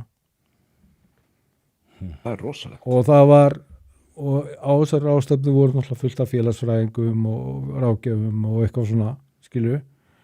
En lögmenn, sko, þeir verða sjálfsögð að mæta. Þeir verða, þú veist, ef það eitthvað sem hann þarf að mæta á svona ráðstöfnu með unga afbrotum, þá það lögmenn og sjálfsögðu, dómarar. Segðu mér, af hverju finnst þér það mikilvægt? Ég ekki að segja sér rátt. Af því eins og ég nefndi hérna með 57. greinina að sko fara að virkja hana og vinna til að mynda að það er unni með afbrotið. Ekki bara sko ákærufrestun eða skilorðsbundinn dómur eða hvað það er. Ég man til að mynda eftir einum svona landsliðsmann í afbrotum sem er bara, þú veist, sem er búin að vera í afbrotum bara og enn. Ég kynntist honum 94, þú veist, þá var hann ungmenni. Þá var hann 20, þegar ég hitt hann, þá var hann með 27 mál á málaskrá lögreglu. Allt frá því að vera með blís í hendi að skjóta á fólk eða að saga niður trén ágrannans í það að berja eitthvað og ræna og rupla og eitthvað svona. Þarna er hann 15 ára. Þegar hann er 16 ára, er hann með 105 mál. Og hann er komið með sko dóm, hann er með skilorðsbundinn dóm og hann er líka með sektagreiðslur sem hann borgaði náttúrulega aldrei. Og hvað er þessi maður í dag? Fangelsi kannski? Já, hann er bara með fasta áskrift reglulega þar inn og út. Ætli að segja mér að þetta sé tilviljun. Það er ekkit eitt svona. Þeir eru fjölmargir. Og stundum er það þannig, ég man til og með eftir í Bjössi vinur minn í útdeildinni sem að kendi mér þessa hópastafs hugsjón. Kannski segja enn á aftur frá þeirri sögu að sko hann saði sko það stendur nánast á enn á honum hvert þessi maður er að fara, hvert þessi drengur er að fara, hvert hann stefnir og það vita það allir í kerfinu. Finnst þér ekki svolítið seint alltaf gripið inn í? Ég meina, hvenær sat hann fyrst af sér? Ég meina, hann var 16 ára þegar hann fór fyrst inn. Já, þá var hann með 100 og eitthvað mál. 105. Já. Þannig að hérna, ef það hefur kannski gripið inn í eftir 10 mál, þá hefði þetta mögulega farið öðru sig. Eins og strákarnir í hópastarinu á sínum tíma. Þeir voru konur kannski með eitthvað uppsöfnum mála sem kannski 5, 10, 15 eða eitthvað. Og ég meina, stór hluti að þeim hefur ekki brotið af sig síðan. Einhverjir hérna lentu á glapstugum lífsins, neyslu og okkur svona, en þessi fræ sem var sáð þarna inn, þeir lifðu með þeim og ég hef hitt þá í dag sem fullorðna menn og þeir segja bara við mig fullu fötum, byrju þarna vaknaði ég. Þannig að vaknaði til meðvitund. Nú gat ég ekki gert þessa hluti með þeirri samvinsku sem ég gerði áður sem að var kannski að þykast ekki vita en þú vissir, þú veist, þarna varstu búin að fá vitneskjuna. Ég langar að spyrja þig, þú veist, að því að við erum með þessi alveg, þú veist, fáránlega mörgu afbrot sem að safnast upp og menn mæta einhvern veginn yngri ábyrgð. Þú veist, þið þurfum ekkert að gera neitt að axla ábyrgð, það er engin refsing. Þannig að smá saman þá finnst mér að það sé verið að senda þeim skilaboðan, hei, þú veist, þú mátt þetta alveg. Tvöföld skilaboð, allan daginn. Og bara ef þú segir bara, já, ok, ég vil ekki gera þetta aftur. Og svo ertu með allt þetta fólk sem þú kallar í leikhúsi fáránleikans,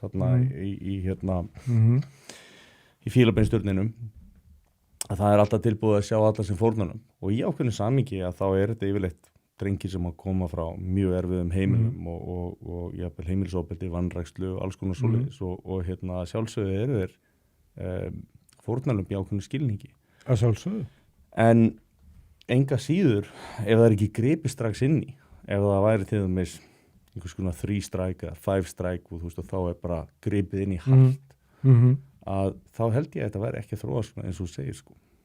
Bandaríkjamenn reyndu þetta eins og með 3 strike. Já, þeir hafa gert þetta samt þú veist, þá varstu bara 25 to life. Já, þeir fóru langt út fyrir ramman, sko. Já, það er bara fárlegt, það er ekki það sem ég er að hugsa. Ég fór eins og í heimsókn í fangelsi í Denver í Colorado, sem minnir að heiti Ridgewell, því ég var lokað. Og ég minna á mörguleiti klikkað úrræði. Sko, þar var það þannig að þeir voru allir einsklæddir, allir, sko, þú máttur ekki bera, láta neitt á því bera, semst, þú máttur ekkert vera örvísi, þú máttur ekki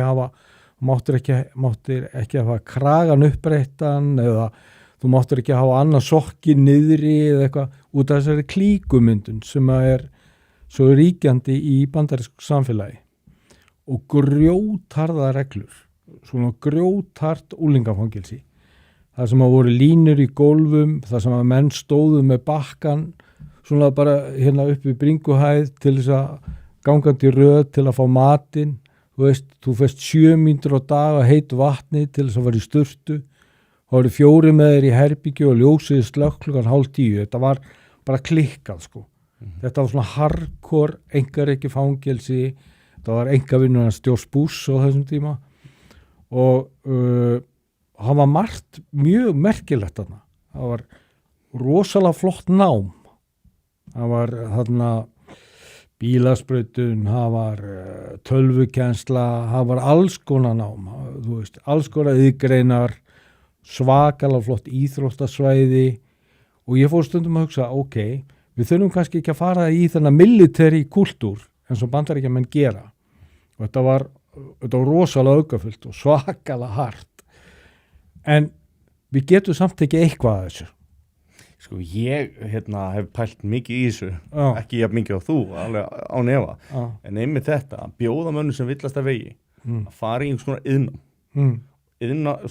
Iðnamenn hafa bara mjög fínt í dag. Ef þú smiður eða pípar eða rafverki, þú getur verið með bara mjög flott og góð laun, stofna fyrirtæki, getur gert ýmislegt og það verður gagnaðir í samfélaginu, getur borið ákveðna virðingu fyrir sjálfum þér og aðrir geta gert það líka.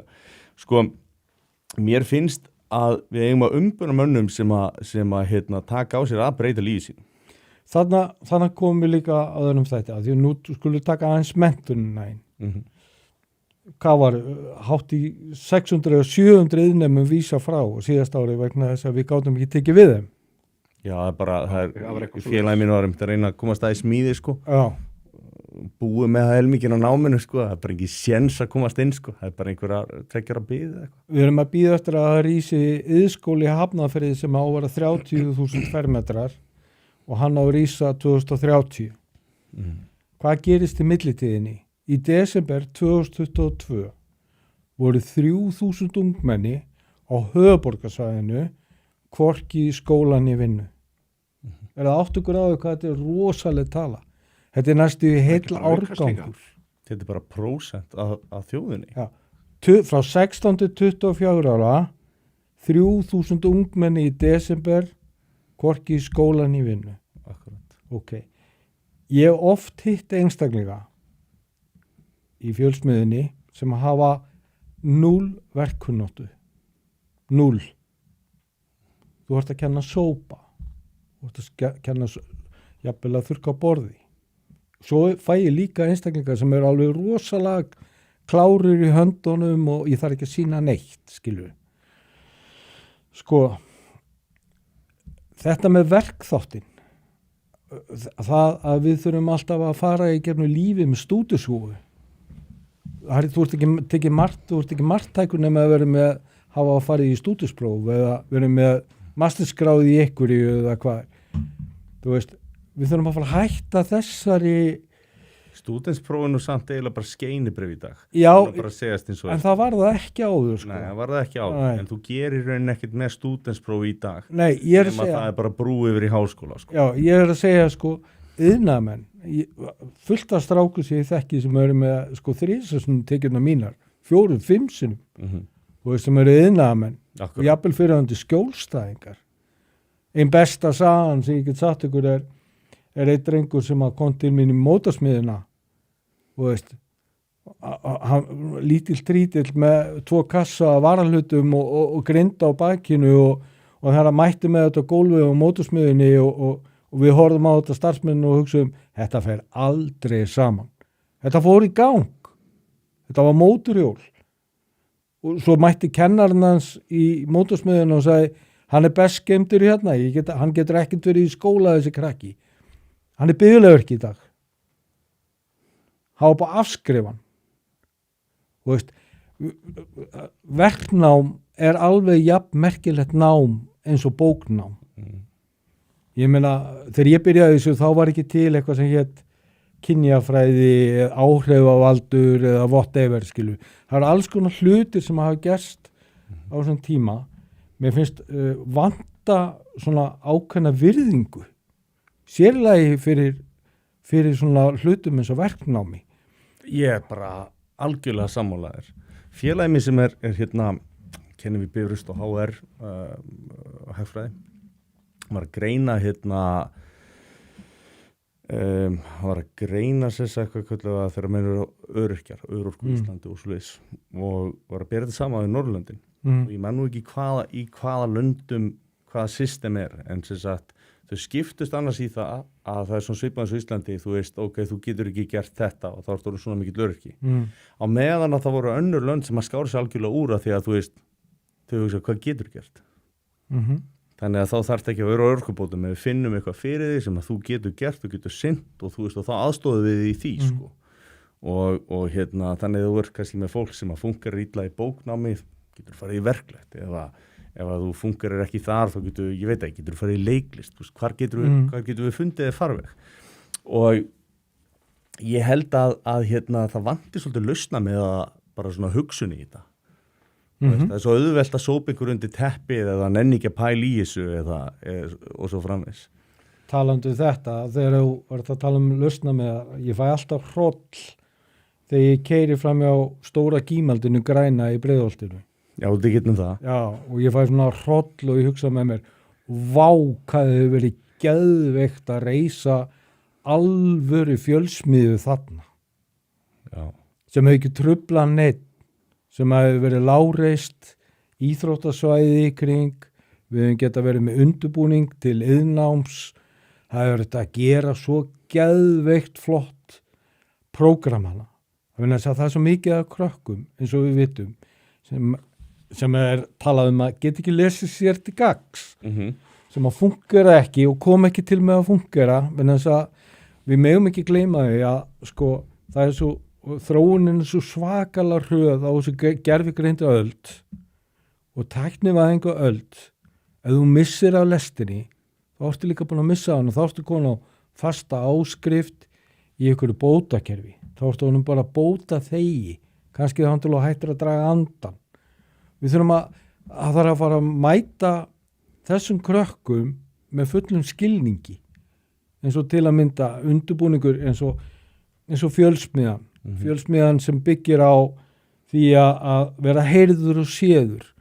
Það er fullt af krökkum sem eru gróðusett fyrir framan tölvuna alla nætur, drekkandi orkudrykki, étandi pítsur, étandi kvíðalyf.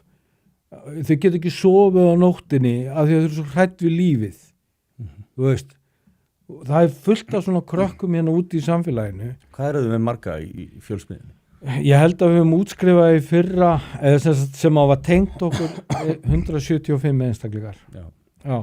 Ef við tökum bara þess að 170 og ég meina af öllu þjóðurni, sko, þess vegna ég að segja, sko, allt þetta pólitíska blaður, endalaust eitthvað, já, við ætlum að gera þetta og hitt, þú veist, nýi iðskólinn, hann rís 2030.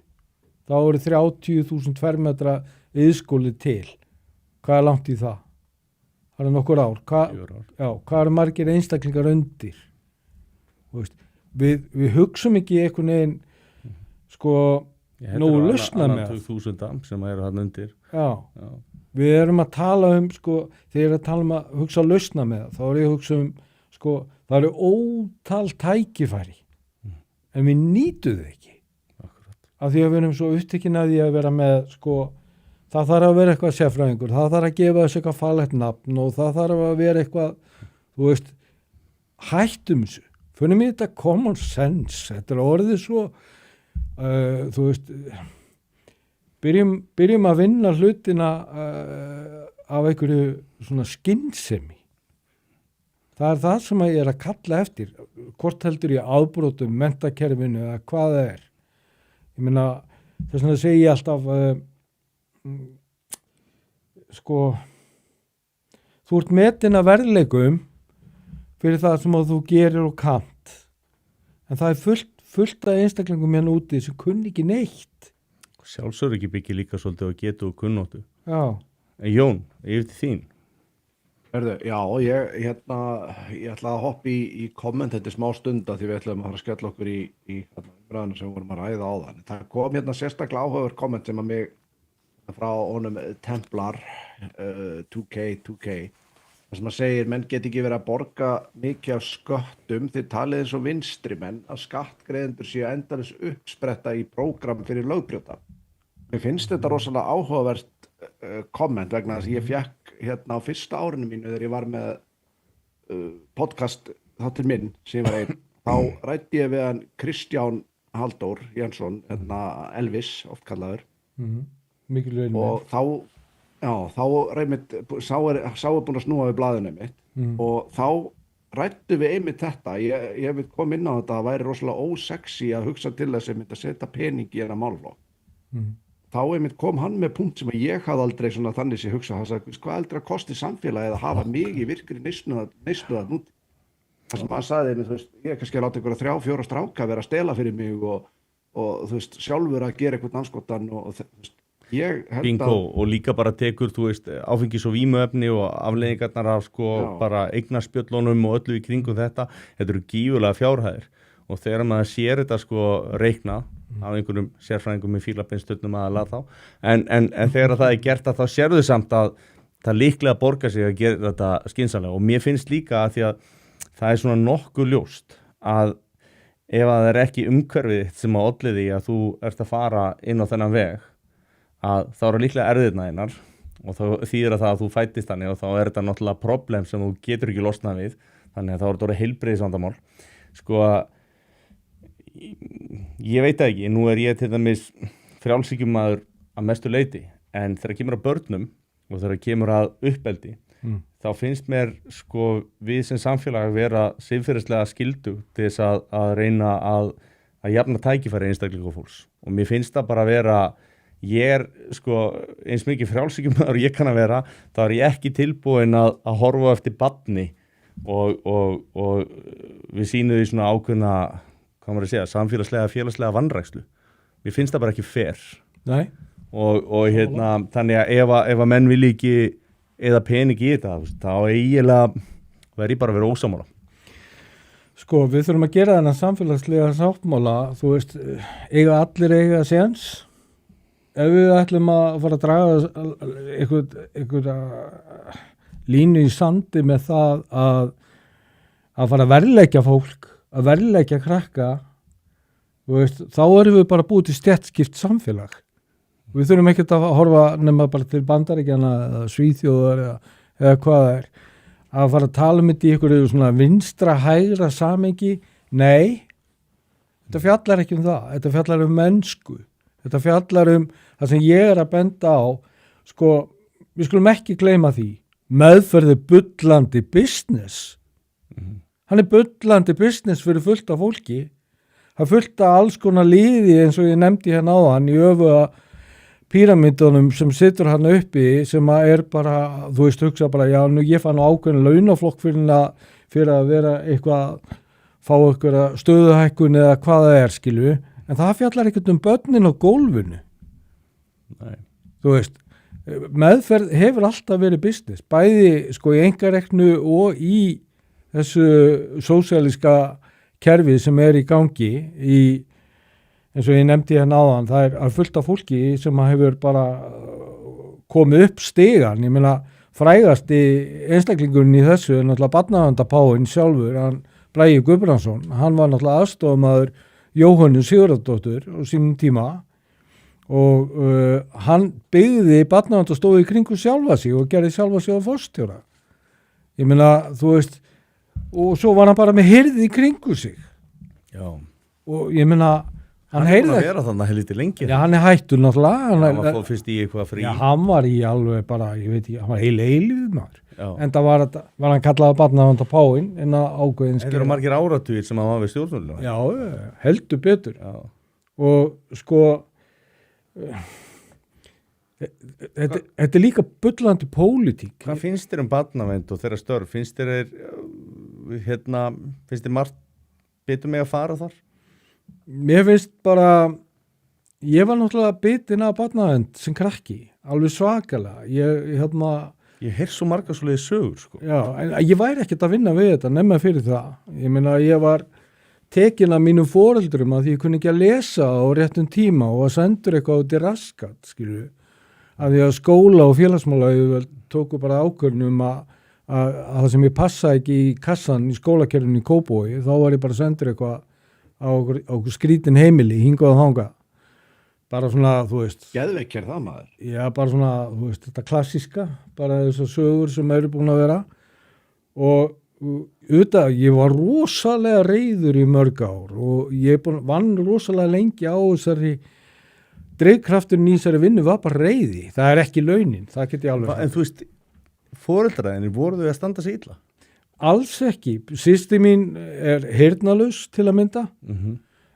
Mamma og pappi voru bara svona verkafólk sem að börðust í bökkum, en ég meina pappi og mamma eignu strahús og bílskúr og garð og voru bara svona í baráttunni, skilu. Þau gerðu sitt besta og gerðu hluti í góðra trú. Já, pappi var náttúrulega barnaskólista og þú veist, það sem hann upplýði er sko 100 sem verra heldur ég upplýði, sko.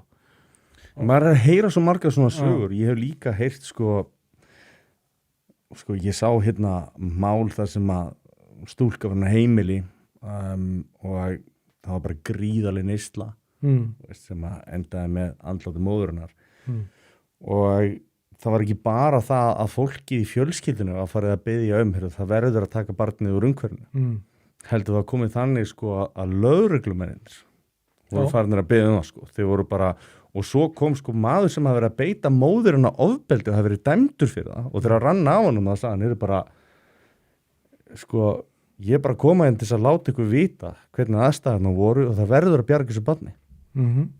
Þetta gefur mér ekkert óvart. Þeir komu aldrei og það var alveg sama og, veist, og hérna að því að mér skilst það voru 100 tilkynningar og þú veist að það var ekkert aðgert og hérna og maður velti í stundu fyrir sig hvernig verið að venda. Ég held sko að líka takin í reikningin að barnavernd er örugglega vanþakklátasta starf sem til er á Íslandi. Þetta er drullu erfitt starf. Ábyggilega. Þú veist, að sitja kannski fyrir framan foreldri sem að maður veit að hefur enga getu til uppeldis. Þú veist, vitandi það að lögin eru þeim megin og þau labba bara út og maður veit og innst inni veit maður hvað mun gerast. Ég meina, þetta er okkur drullu erfitt starf. Það er til svo fullt af mjög hæfu fólki í þessu kerfi. Vandamáli er kerfið sjálft. Að það er þetta, þú veist, eins og ég er búin að margtyggja á, þetta common sense. Mér langar að fara svolítið djúpt í þetta, en ég verði að henda boltanum aftur yfir til Jóns og hann vildi endilega klára kommentin, Jón.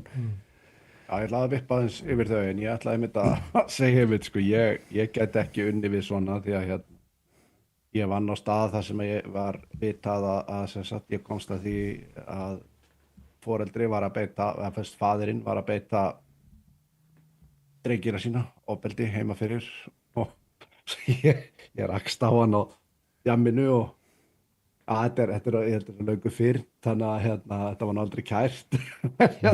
Tók aðeins í hann og var áýttur í starfi fyrir það, sko, en ég viðurkenni, ég gæti ekki verið í svona, ég myndi springa líklega í hverju einasta tilfelli. Fyrir mér er þetta svona eins konar höfuðsynd, það er ofbeldi gegn börnum, sko, bara, en finnst þú ekki geta komist læra? Já. En ég ætlaði að vippa mér í nokkur komment hérna og það er við vorum komin hérna. Rúnar Gerhard, hann segir að þetta lætur mann bara hugsa að þetta sérfræðingakerfi sem vinnur gegn þjóðinni gerist ekki og bara óvart svona lengi. Þessi forgangsröðun, hverjum fá stöður ofar í forgangi yfir aðra, libbar, múrarar við þáradát. Já, ég held að ráðningaferli sé algjörlega fáraldi í þessu. Hrafnetta segir hérna myndina sem vorum að ræða á hann, horfðu á þessa mynd í gær, slatti sem hefði mátt sleppa, sagan furðuleg en atvikin í myndinni með móðurina fyrst og þessi hópnauðgun gerist í raunveruleikanum. Eini maður sem geti gert þetta Elon Musk sem var nóg mikið pening til að fjármagna svona aðgerðir.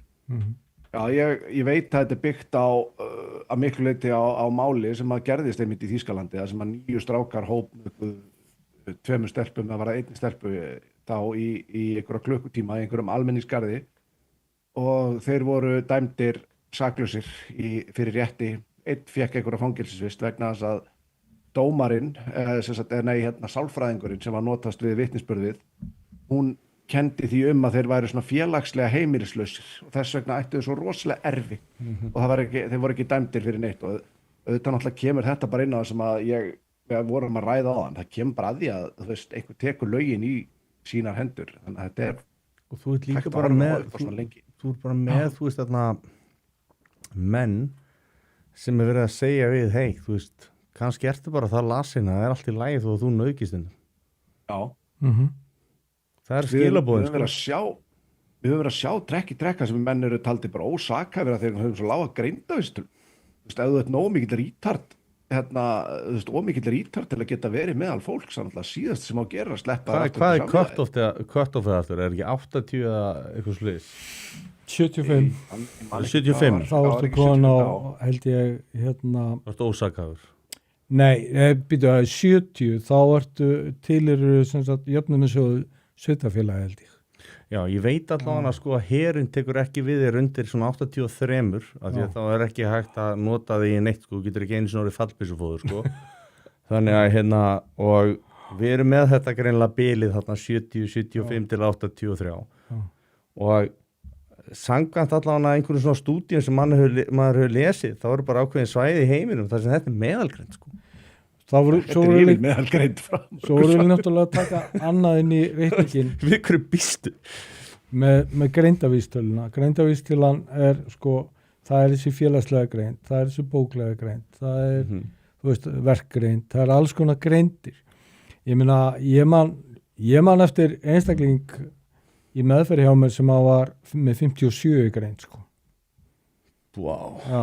En ég meina, og það á einu tímapunkti voru með 4 svona einstaklinga á sama tíma inni. Ég held að fólk skilji ekki alveg hvað það er að vera með 57 eða þú 60, 70 greind. Ég held að fólk skilji ekki. Þú veist, við erum að tala að ef þú væri kringum 80, að þú veist, þá ættir við bara vesen með að þú veist, gera pizzur, þú veist. Það gæti verið þér ofviða. Þú veist, hvaða vandamál varstu að vinna með þegar þú varst með þessum drengjum eða þessum einstaklingum sem voru, þú veist, í kringu 60? Með lága greind? Já, með svona rosalega lága greind. Ég gæti náttúrulega, það var mjög erfitt að vera með grúpuvinnu, það var mjög erfitt að vinna ákveðna vinnu. Þú varst bara að verði í eitthvað svona grunn að kenna eitthvað ákveðna grunnfærni. Mér finnst frábært þú sem að koma inn á þetta með greindina. En þess að það er alltaf verið ákveðið tabú að tala aldrei greind í tengslu við afbrot. Ég meina, eins og við erum búin að vera að tala sko úr hvað félagslega ranni kemuru, skilur, hvað hefur upplifað frá blautu barspenni. Svo komum við inn á greindina. Það getur verið til dæmis bara foreldri sem hefur kannski, segjum að móðurinn er búin að vera í dópneslu alla meðgönguna. Og barnið er bara áfengisskaða þegar það kemur út með bara augljós merki þess. Eða vannært, það er fullt af svona hlutum sem áhrif og greind. Og nefnina, þegar þú ert áfengisskaðar, þá er það sést alveg, sko. Já, ég þekki það er ákveðið syndrom. Já. Og ég meina, og þessir einstaklingar eru, ég meina, þegar þau komið heiminn, þú veist það bara, þau eru bara að fara á bótakerfi rest of the life, sko. Heitir alkohol-fetal syndrom. Já, nákvæmlega. Og þú veist, það eru svona einstaklingar líka til í afbrotakerfinu, í bótakerfinu. Já. Og ég meina, þess vegna er ég að segja sko, eins og ég var að nefna hérna áðan með krúttin sko, af því ég fór aðeins að hugsa þetta, krúttin á meðferðarheimilunum sem aldrei gera neitt, sem gera samt helling. og í dag kannski þannig veruleiki að þetta krútt sem að ber kannski starfsmannin í klessu, hann mæti bara með löffræðing og eitthvað teymi uppbyttir og með eitthvað svona, þú veist, hvaða séns á þetta fólk í þessa veröld, þú veist? Mér finnst þetta svo áhugavert að þú talar að það megi ekki ræða þetta og greinilega liggur þetta þér þungt á hjarta, en þess að þú veist, þetta stórt vandamál, líka bara þú veist, ef þú ert með lága greind að því yfirleitt að þú sért mjög hvatvís og þú getur ekki hugsað hluti til enda og þú getur ekki tengt saman orsök og afleiðingu, þannig að það svo getur tengslaröskun og þú meðfyllt af svona hlutum og samt sem áður að það einhvern veginn má ekki ræða þetta. Það má ekki ræða þetta. Þetta bara hefur verið tabú í allir umræðu. Við vorum að tala sko litlu krúttin og svo byrtast einhverja mæður í einhverju viðtölum að tala krúttið sín og eitthvað svona í fjölmiðlum. Kannski eins og ég nefndi hérna áðan, þetta litla krútt sem að kannski hljóp með hausinn á mér í steinvegg. Og svo kemur kvöldmatur á meðferðarheimilinu og það fiskur í matinn. Og þá tekur kannski viðkomandi bara upp síman og segir, mamma, þú voru að koma að sækja mig, það eitthvað fokkin fiskur í matinn, ég ætla bara, já, elskar mín, förum bara að KFC. Ég kem með KFC. Þú veist, það þetta sem ég svolítið að tala þú veist, í stóra samhenginu, þú veist, að setja mörk, fá að setja mörk. Þú veist, það engin, ég fullyrði það engin í meðferðargeranum sem vondur, sem þarna að vinna að einhverju ilsku og ef það eru svoleiðis skrýtni fýrar koma þar inn, skilu, þá fara þeir mjög fljótt út vegna þess að fólk sér það strax hvort átt erindi í þetta eða ekki. Það ekki þannig og ég veit til þess og ég hef heimildi fyrir því sérstaklega þegar það kemur upp svona umræða eins og Bakkakotið sem hræðilegt mál og málinn í Breiðavík og allt þetta, þá loga símalínunar, það sem eru menn að hringja og stúlkur og að segja, sko, hvað skýrsla mín? Það örugglega stendur eitthvað að það hafi verið gert eitthvað í mig, skilu. Og fólk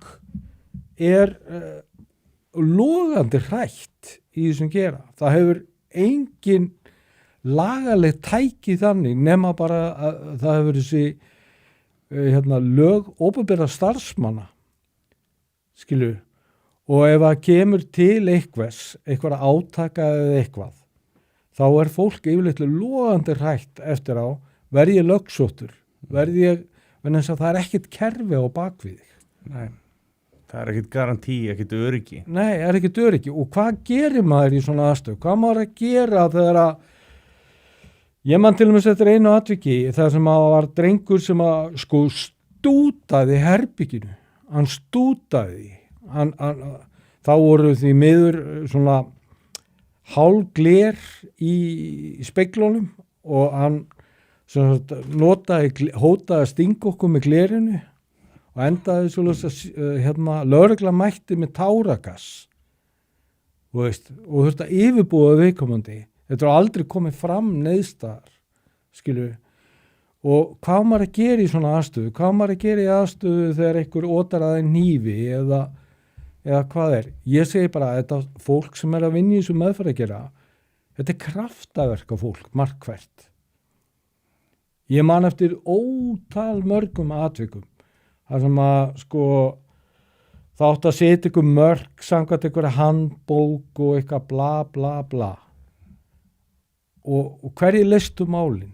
Það voru til og með einstaklingur sem ég nefndi hérna áðan sem hefur búin að meðferða 900 erfiðustu einstaklinga landsins, þú veist, sem að afvopnaði svona krakka kannski bara með orðum og snilld og krakkin upplýði sig ekki sem tapara í samskiptunum.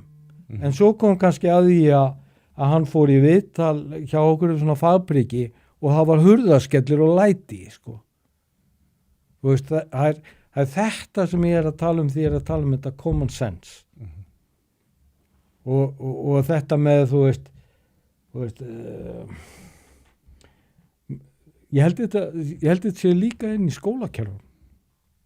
Þetta er, þú veist, það er fáránlegt að það skuli vera til einstaklingar sem að fara í gegnum heilt grunnskólakerfi í 10 ár og eru svo, þegar þau koma út úr kerfinu, þá eru þau kannski bara svo illa stödd að sko maður skilur ekki hvernig það fekk bara heimild til að fara í gegnum grunnskólakerfið. Það er kona sem að horfir mikið á þáttinn og sendi stundum á mig. Hún var að kenna krökkum að lesa í Mósambík, í Svörtustu Afríku. Og þau voru ekki alltaf með rafmagn. Og þau voru ekki alltaf með skriffæri og við leit aldrei með blöð. Nei. En þessi krakkar, þau gátu lesið á örfáum árum. Á sama tíma þá höfum við allt til alls hér og við erum að fá 50% af fólki eða drengjum og rúmlega 30% af stúlkum út úr kerfinu þannig að ég get ekki lesið sér til gagns.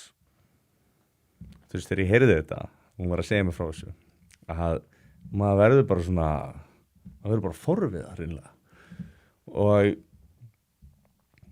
maður veldi í fyrir sér, býtu, þú veist, getum við í alvöru tala ekki gert betur?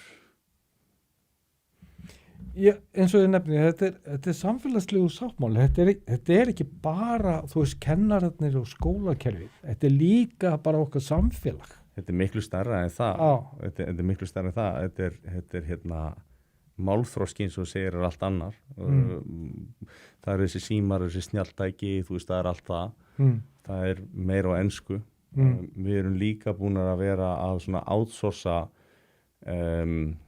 dagmömmum og leikskólakennurum sumstaðar að þá tala þeir ekki íslensku og það er náttúrulega þarna er börnina eða meiri tíma heldur með foreldrum sínum oft þannig að þau læra ekki að bera fram orðin rétt og svona og þetta er ákveðin grunnur sem er verið að byggja á það er verið að líta svolítið mikið í þetta og kannski hugmynd að fá ellilífeyrisþega og svona sem reymana til þess að vera með börnunum og sko slá 2 flugur í einu höggi.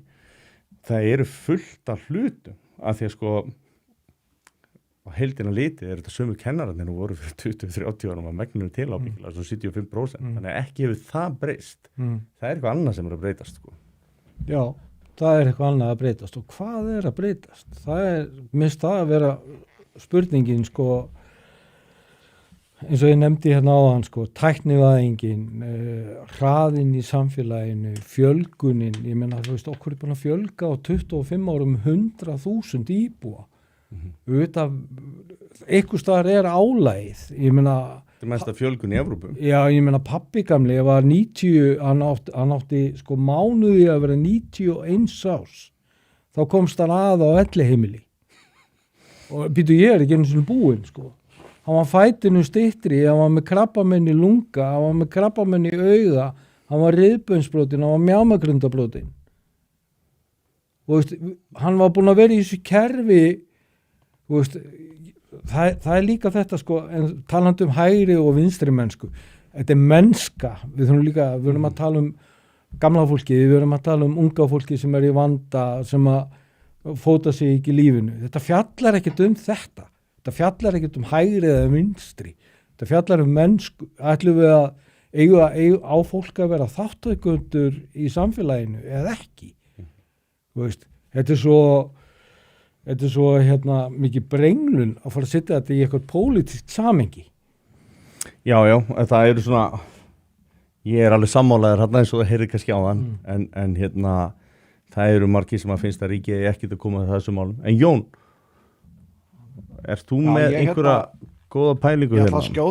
Ég ætla að skjóta þig þarna inn í áðan þegar við vorum að ræða hlutina með þetta að, eins og segi, þegar ég vann sem fangavörður, það er svo mikið sem maður getur ekkert að rætta því það er svo rosalega strangt svona trúnaðar samkommulega sem ríkir. Það er samt alveg eitt sem maður getur talað og það er einmitt þetta með þessi vorum að ræða áðan, það er þessi hvatvísi hjá mönnum. Mér fannst þetta rosalega gefandi starf að mörguleiti, þetta hentaði mér rosalega vel, ég náði rosalega vel til margra sem sátu þarna inni, misveluð þetta því að maður var svona mest að einbeita sér að því að ræða við menn sem að maður svona sá að voru einhver vilji svona til að vera á batavegi, einbeita sér svolítið mikið af þeim, en málið samt þar var alltaf það að þú gast aldrei, hvað maður að segja, þú veist, snúðið baki í menn. Þú gast aldrei, þú máttir aldrei verða treysta of mikið, því að ef einhver reiddist þarna, þá var hvatvísin oft svo mikil að það var kannski sko ráðist á þig, eða þú kannski, þú veist, ef þú hefðir verið óviðbúinn, slegin með einhverju, og aðilinn sem að gerði það, hann myndi kannski dauðsjá eftir því, strax á eftir, bara, þú veist, þvílíkt mikið, en það breytir engu fyrir þig. Ég var kannski með opna hauskúpu eða eitthvað svoleiðis, sko, þannig að þetta hvatvísi einmitt sem að tengist kannski greind og gerir það víst oft. Hún rosalega einmitt ríkjandi, því að þetta svo oft sem að menn sem eru búnir að venja sig á það alla ævina, þeir gera bara fyrsta sem þetta eftir í hug, bara gera það, sjá svo eftir því seinna. Í þessu samhengi, ef þú búinn, Jón, ég búinn, að þá langar mig að nefna einmitt, við erum með alla þessar sérfræðingar sem að tala sko, hvernig félagslega, hvernig þú mótast félagslega, þetta af umhverfinu. Og í því samhengi þá erum við að fá þeimist fólkin sem flóttamenn frá stríðsráðum svæðum sem er með mikið sko, svona post-traumatic stress disorder og fleira þannig og einstaklingar sem að alast upp við gríðarlegt ofbeldi, jafnvel heimilisofbeldi, bara við tungum það, að þeir geta séð ógn þar sem að venjulegt fólk sér ekki ógn. Þannig að þú veist, venjulegar aðstæður þar sem er ekki verið að ógna þeim, þeir upplefa ógn og þeir getur brugðist við með ofbeldi. Það er ekki rétt að eflust. Og það líka við Íslendinga. Ég að segja það Íslendinga sko, veist, að því að ég svona frekar að tala flóttamennina sem sko frá stríðsáðu og svo Íslendingarna kannski frekar með heimilisofbeldi og svoleiðis. Það var líklega svona réttara hlutfall myndi ég halda. Og ég held að alast upp sko á stríðsátakasvæði sko að þú veist heimilisofbeldi verður bara eitthvað peanuts þá sko, jafnvel, ég veit það ekki.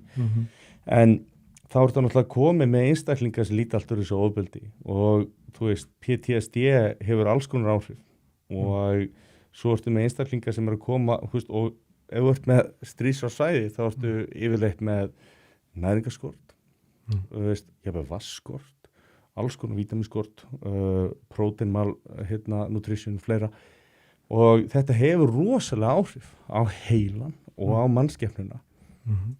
Svo farðu kannski einstakling eins og einhvern í Pírötum, nefna ekki nöfn. Fyrsti stafurinn ég segi svona og þú veist, og þá ertu þú veist að þetta bara fólk eins og við, það bara svona ekki samkvæmt tölfræðinni, þú veist, hún ekki vinna með þarna og maður svona, þú veist alveg hvað þú ert að fara að flytja inn, þú veist hvað vandamál þú ert að fara að sjá, þú ert búin að sjá það allstaðar í öðrum löndum sem hafa gert þetta. Og það bara svona ákveðið fólk sem að virðist bara vera að reyna að skalla steinvegg, þú veist, og maður bara, þú veist, og ef þú ætlar að taka við fólki, segjum að það veri samfélagslega sáttum þá ætlar að taka við einstaklingum frá erfiðum upprunalöndum. Og þá þarf það að gera og það að fara að kosta þig rosalega mikið, þú veist, það ekkert djók og eins og þú ert að segja, eins og mér heyrst þú að segja það erum við ekkert múrraði fyrir það, við erum ekki einu sem múrraði fyrir okkar eigin. Nei, og ég held að tökum úling sem að kemur úr flóttamannabúðum ykkur starfum við Austurlöndum. Endilega. Skoðum hann sem hér á landi í dag. Já. Hann kannski búin að vera að flótta frá því hann fæddist. Lifa í flóttamannabúðum. Hvaða félagslega þroska hefur hann? Hvaða menntunar getu hefur hann í vestrænum samfélagi? Hvaða möguleika á hann að læra tungumál þess land sem hann komin í, eins og íslensku, sem frekar erfitt tungumál að læra. Hvernig hefur að mæta þessum einstaklingum? Hvað hefur að gera? Hefur að hafa ákveðna kröfur? Þannig kemur aftur á bómullavæðingunni. Það má ekki sitja þennan hóp saman í eina einingu eitthvað staðar og kenna þeim íslensku. Það má ekki hópa þeim saman. Þá eru farin að mismuna. Já, þá eru farin að mismuna. Þetta orðið svo heimst sko, það alveg bara... En hvað erum við að gera ef þau kunna ekki tungumálið? Einmitt. Hvað erum við að gera? Við erum bara vísvitandi að búa til stéttaskiptingu. Og við erum líka að setja því umhverfi sem þið ekki að fara að ráða við. Já. Ef þú ert að fara að setja því kringum krakkar sem þegar tala íslensku, þá eru þið ekki að fara að ná þeim. Og þá heldur ekki að gera börnunum það sem eru í sama bekk að dragast aftur úr námslega, en þess að getan svo mismunandi í bekknum. Já, og það þarf að sinna þá sumum nemendum þeim sem að þú ert að nefna hérna, víst að taka það dæmi og hinni sitja á hakanum og ég er að heyra alla kennara sem ég þekki tala þetta. Já.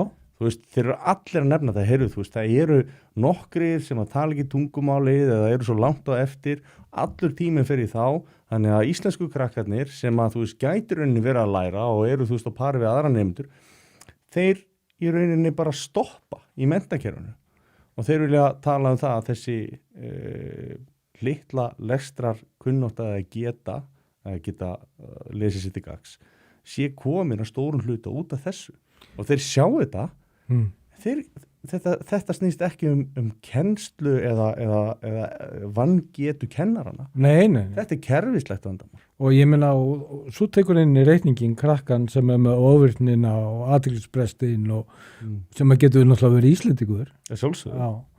Og ég vil bara taka það fram. Það sem að ég segi þegar ég er að benda á, þú veist, að fólk kom frá stýrfráðum löndum og allt þetta með næringarskóla. Sjálfsögðu því saman þessu fólki þú veist, en hérna á sama tíma og ég vil fólki alltaf besta, þá ger ég mig líka grein fyrir að þetta eru ákveðin problem sko, þú veist, ég get ekki afneita því, skilurðu mig bara svo það sé sagt sko við gerum það þannig að sem sagt, í fjölsmiðinni við erum með svona aðlögun að íslensku samfélagi ég held að sko það þarf að fara það eru ótal tækifæri að mæta þessu nýju Íslendingum sem að verða nýjir Íslendingar þeir eru öll að sækjast eftir í að fá ríkisborgararétt það er bara þannig, við erum bara að horfa stöðu við það þessu fólki verður ekkert auðveldlega sparkað út enga veginn og þá þurfum við að mæta kröfum þessa fólks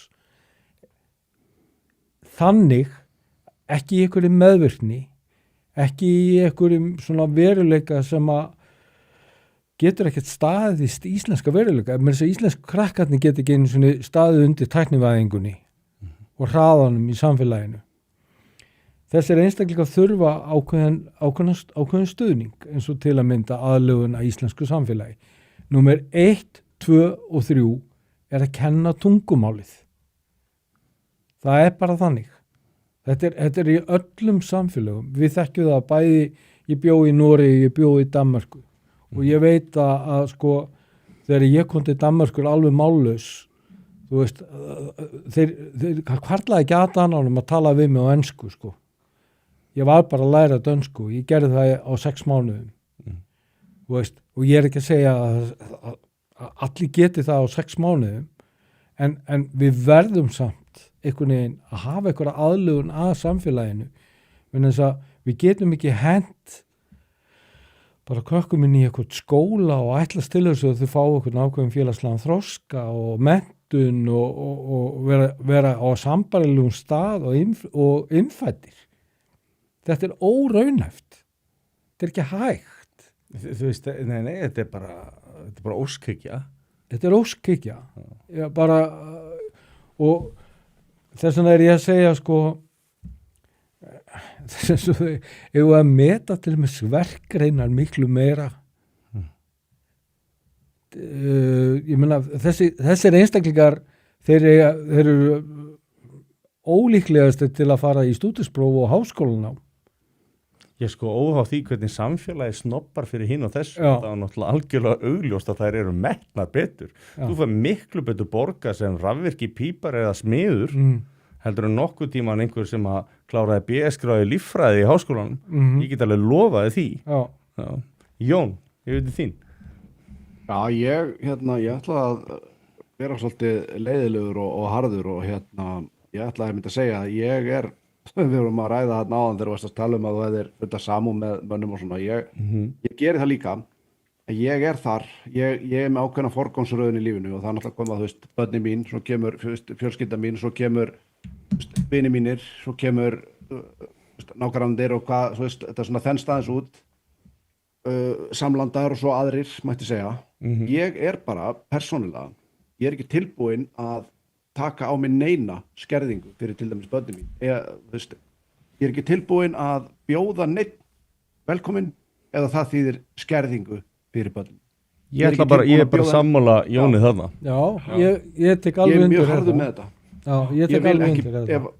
Ég vil að minnsta kosti að það sé algjörlega gefið að þeir sem að komi hingað að verði til lengri tíma sjálfbærir, skattalega og svo framvegis. Sjálfsögðu. Ef það er ekki þannig þá bara, nei, ég er ekki til í það. Fyrirgefðu Jón. Ég vil bara ekki sjá það að ég þurfa að fórna einhverju frá þeim til þess að geta tekið við einhverjum öðrum og ég gef engan alltaf þessum, ég er alveg sama hvað ég kallaði fyrir þetta, ég grjótarður á þessari forgangsröð. Og skiljanlega, ég meina kona mín er tælensk og ég á 2 börn með henni og ég get sagt ykkur það að sko þessi asíski veruleiki sem ég er búin að kynnast og sjá, ég meina og þetta eru sko yfirleitt að stærstum hluta mjög harðdulegt fólk og er ekki að koma sér undan verki, er ekki að koma sér undan skildum. Sko, það er líka þetta. Sko, við höfum ekki að vera að gefa neitt afslátt, ég er ekki að tala um það. Ég er fyrst og fremst að tala um það að aðlögunin, hún verður að vera raunhæf. Við verðum að fara að horfast í heiminn eins og hann er. Men þess að sko, þegar það kemur kannski 16 ára gamall einstaklingur sem er búin að lifa í flóttamannabúðum alla tíð með félagslegan þroska á við sko, ég veit ekki hvað, búin að fara mis við allt í lífinu einhvern veginn, upplifi það bara að hann verði að hrifsa allt til sín af því að hann hefur barist þannig í gegnum allt lífið. Og líklega bara séða að þeir sem að fá eitthvað eru þeir sem að taka. Já, og þess vegna er ég að segja sko, ég var að nefna hérna pappa gamla, þú veist, 91 árs þegar hann kemst að og hann liði í 2 vikur á heimilinu, á hann dó. Sko, ég er ekki tilbúinn, eins og þú segir, ég er búin að borga í lífeyrissjóð, ég er búin að borga í þetta stoðþjónustukerfi frá því ég byrjaði að vinna, 16 ára gamall. Ég er ekki tilbúin að láta einhvern akbar einhvers staðar út í heimi bara hyrða það. Nei, það er bara galin hugmynd. Það er galin hugmynd og ég held að það sé ákvæmt það sem fólk upplifi líka og það sem ég átti við að það er eins og þú nefndir, þú veist, þú verður að vera sjálfbær, þú átt að fá okkur ákveðin tíma til aðlögunar, þú átt að berjast fyrir hlutunum. Þú átt að læra íslenskuna. Ef þú ert ekki fær það, sorry, þá verður bara að vera úti, en þess að ég ætla ekki að halda þér uppi. Það er bara þannig. Ég aðstofaði einn, svolítið nákomið mér. Ég þekkti hann nú ekki þegar ég byrjaði á því, en það er svona strategía, ég vil ekki fara hann svona nákvæmlega út í það. En það sem ég sagði alltaf við hann það er enginn að koma að bjarga þér. Það sem ég er að gera, ég er að kenna þér að bjarga þér. Ég hjálpaði hann að komast inn í félagslegt húsnæði, ég hjálpaði hann að koma til sér fótum, ég hjálpaði hann í skóla, ég hjálpaði hann að fá vinnu og hann stendur undir sér sjálfur í dag. Nákvæmlega. Ég er mjög stoltur af þessum stráku. Og sko, hann var heimilislaus um tíma. Þetta var enginn að fara að koma á bjargunum. Það veit hann til að við erum blóðskyldir. Við séum kannski svona freka fjarskyldir frekar en hitt. Og sko, það var ekkert kerfi sem að fara að bjargunum. Hann hafði enga hugmynd hvernig hann ætti að snúa sig í málunum eða neitt sko. Það er enga hugmynd. En ég meina, ég segi alltaf við krakkarna í fjölsmiðinni, ég segi sko, þú far engan afslátt í þessu lífi.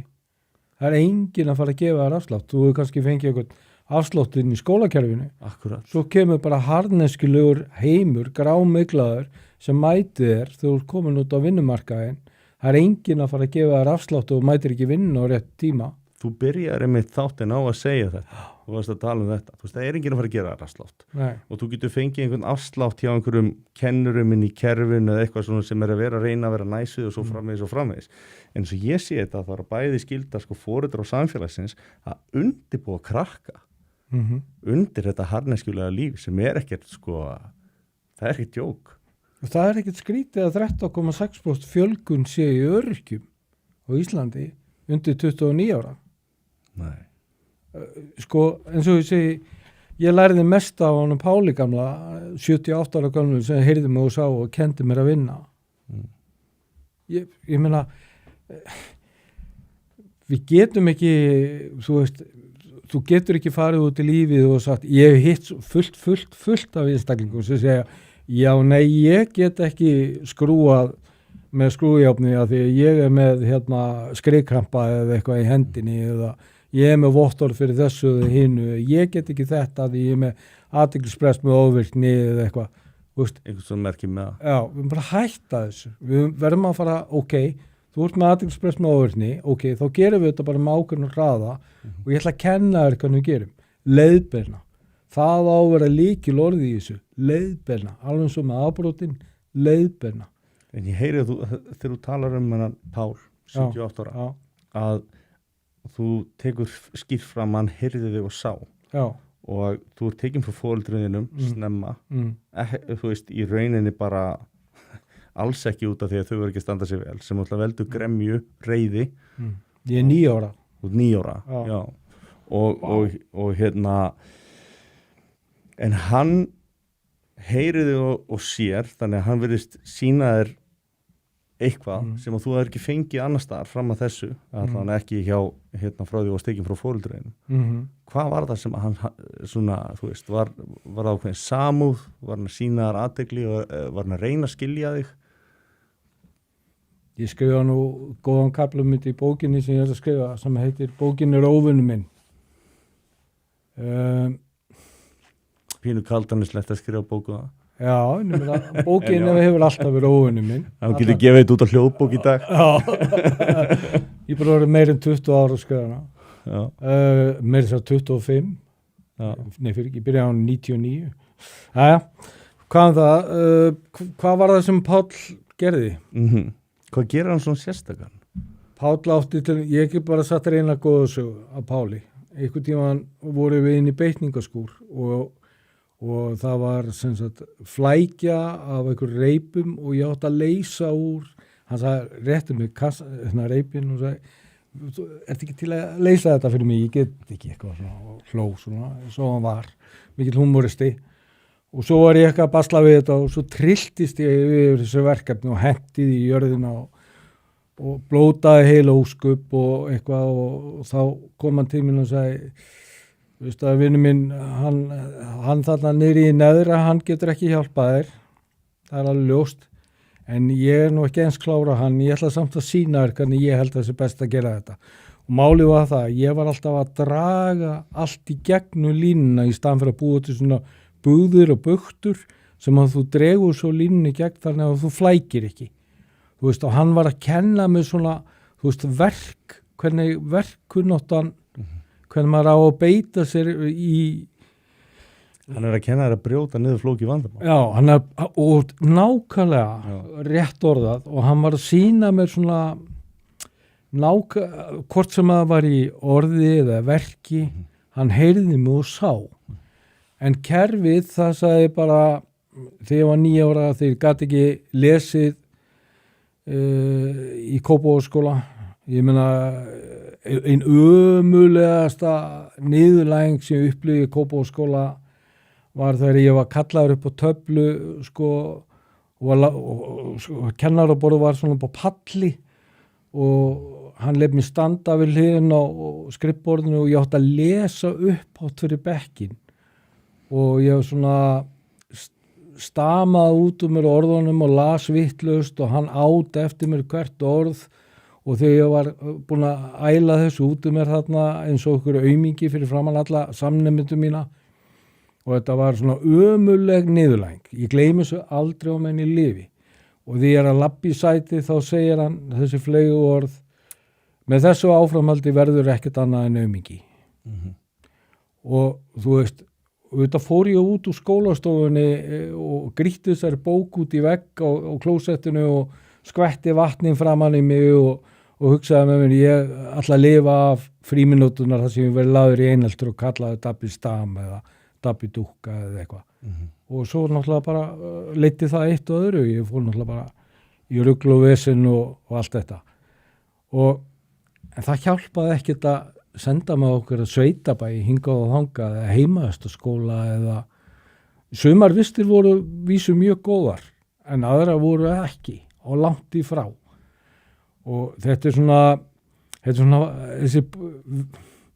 þessi típiska saga kerfisins og kannski hefur drifkraftur minn verið svolítið þannig að ég hef einhvern veginn farið þessi 30 ár, þessi 32 ár, eins og einn vinur minn sagði við mig, hann sagði við mig hérna, Dabbi, þú veist að kirkjugarðarnir eru fullir af ómissandi fólki. Já, þetta er hérna tilvitnuð nýjan hérna, þetta er rithöfundur Íra. Já, og ég meina, þú veist. Óskar Væld. Já, og hann sagði þetta við mig og ég hugsaði með mér, já, jú, þetta er þetta rétt, en drifkrafturinn hefur alltaf verið, þú veist, þetta fjallar ekki eins og ég sagði, launin eru sko fáralega léleg í þessu og þetta er vanþakklátt starf. Þetta fjallar eitthvað allt annað. Ég held að allir sem að taka að sér svona störf, ég þekki ekki dæmi hana, að þau gera þetta, að fólk er að gera þetta hugsjón. Já. Þú veist.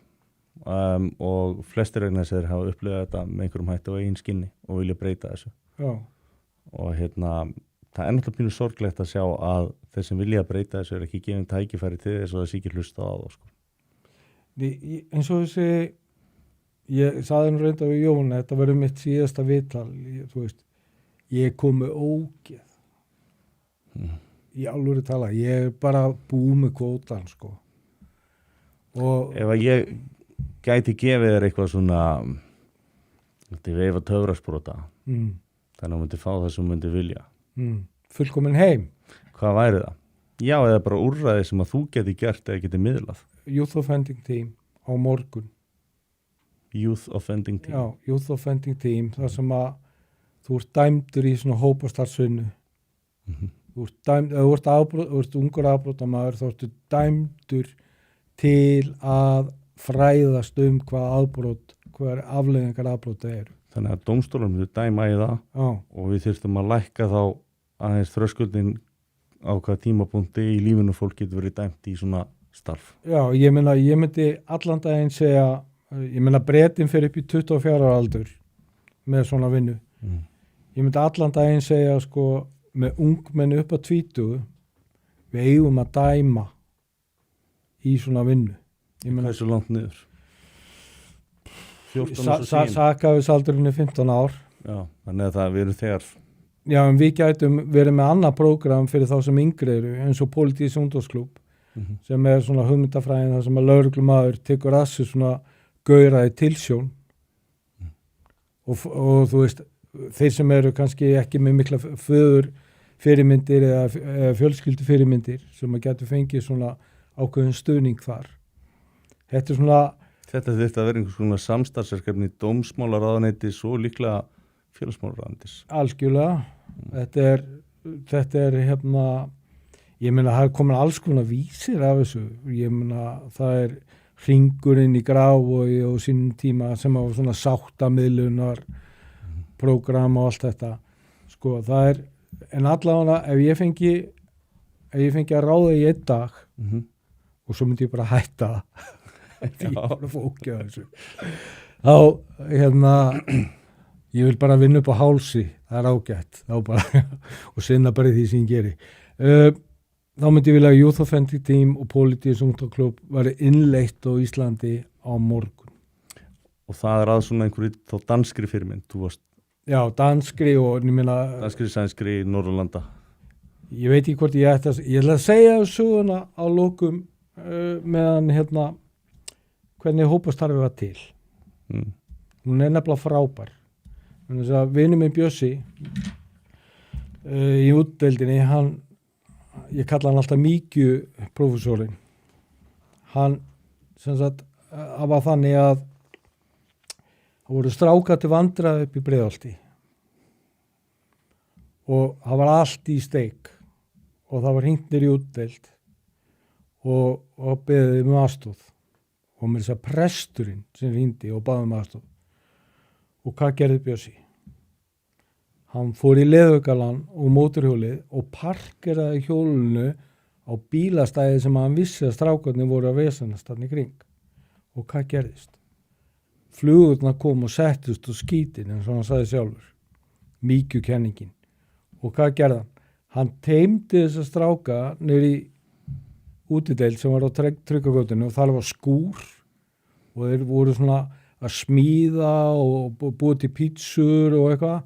Hann tók vandamál úr Breiðholti niður í Tryggvagötu og bjóti prógram og hvað kom í kjölfarið? Mótorsmiðan. Svona var mótorsmiðan til.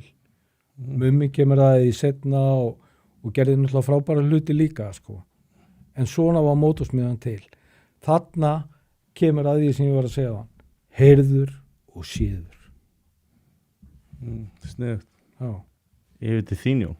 Mér finnst þetta nefnilega alveg magna að heyra þetta því sko, ég hef alveg unni með nokkur svona erfiðum kemlingum og svolítið svona aðeins svona hefur verið mín sértil. Það vill oft verða þannig og ég hef alveg rætt við aðra kallkyns kennara og þjálfara og svona að við verðum oftast vinsalastir þráttur að við séum langstrangastir en það er bara vegna þess að sko flestir hérna fíla þetta að hafa skýra ramma en að finna sama tíma að aðilanum sé ekki skít samið. Það er það sem að ég vil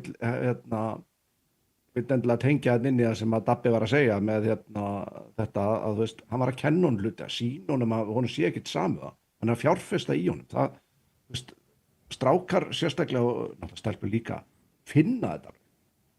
Og þetta er að ég er að tala, þú veist, þetta er ekkit hálfvitar, þú veist, en það er bara, þú veist, leið og bregst þeim að einhverju leyti þá er bara trausti farið náttúrulega leið. En ég ætlaði einmitt að skjóta þarna aðalega, ég ætlaði að tala einmitt það sem að maður sá í fangelsinu, það kemur meðal annars það að ég held að það hafi verið 85% sem að ólustu upp við mjög slæma eða enga föður í. Það eru náttúrulega bilaða tölur. Bingo. Við erum að ræða þar. Bara bilaða tölur. Þetta getur ekki verið tilviljun.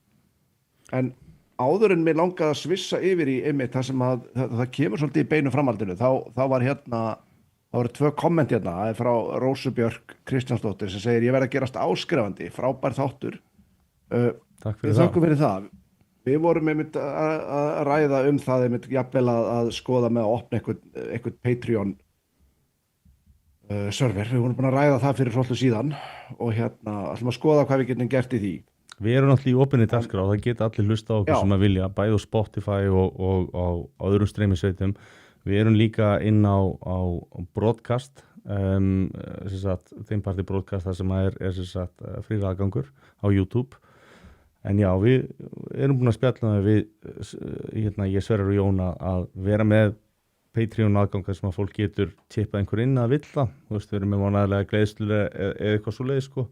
Og eins og við nú eitthvað verið að ræða meiri sem að vera með auglýsingar. Við erum náttúrulega bara gert þetta sko alveg pro bono frá upphafi, sko.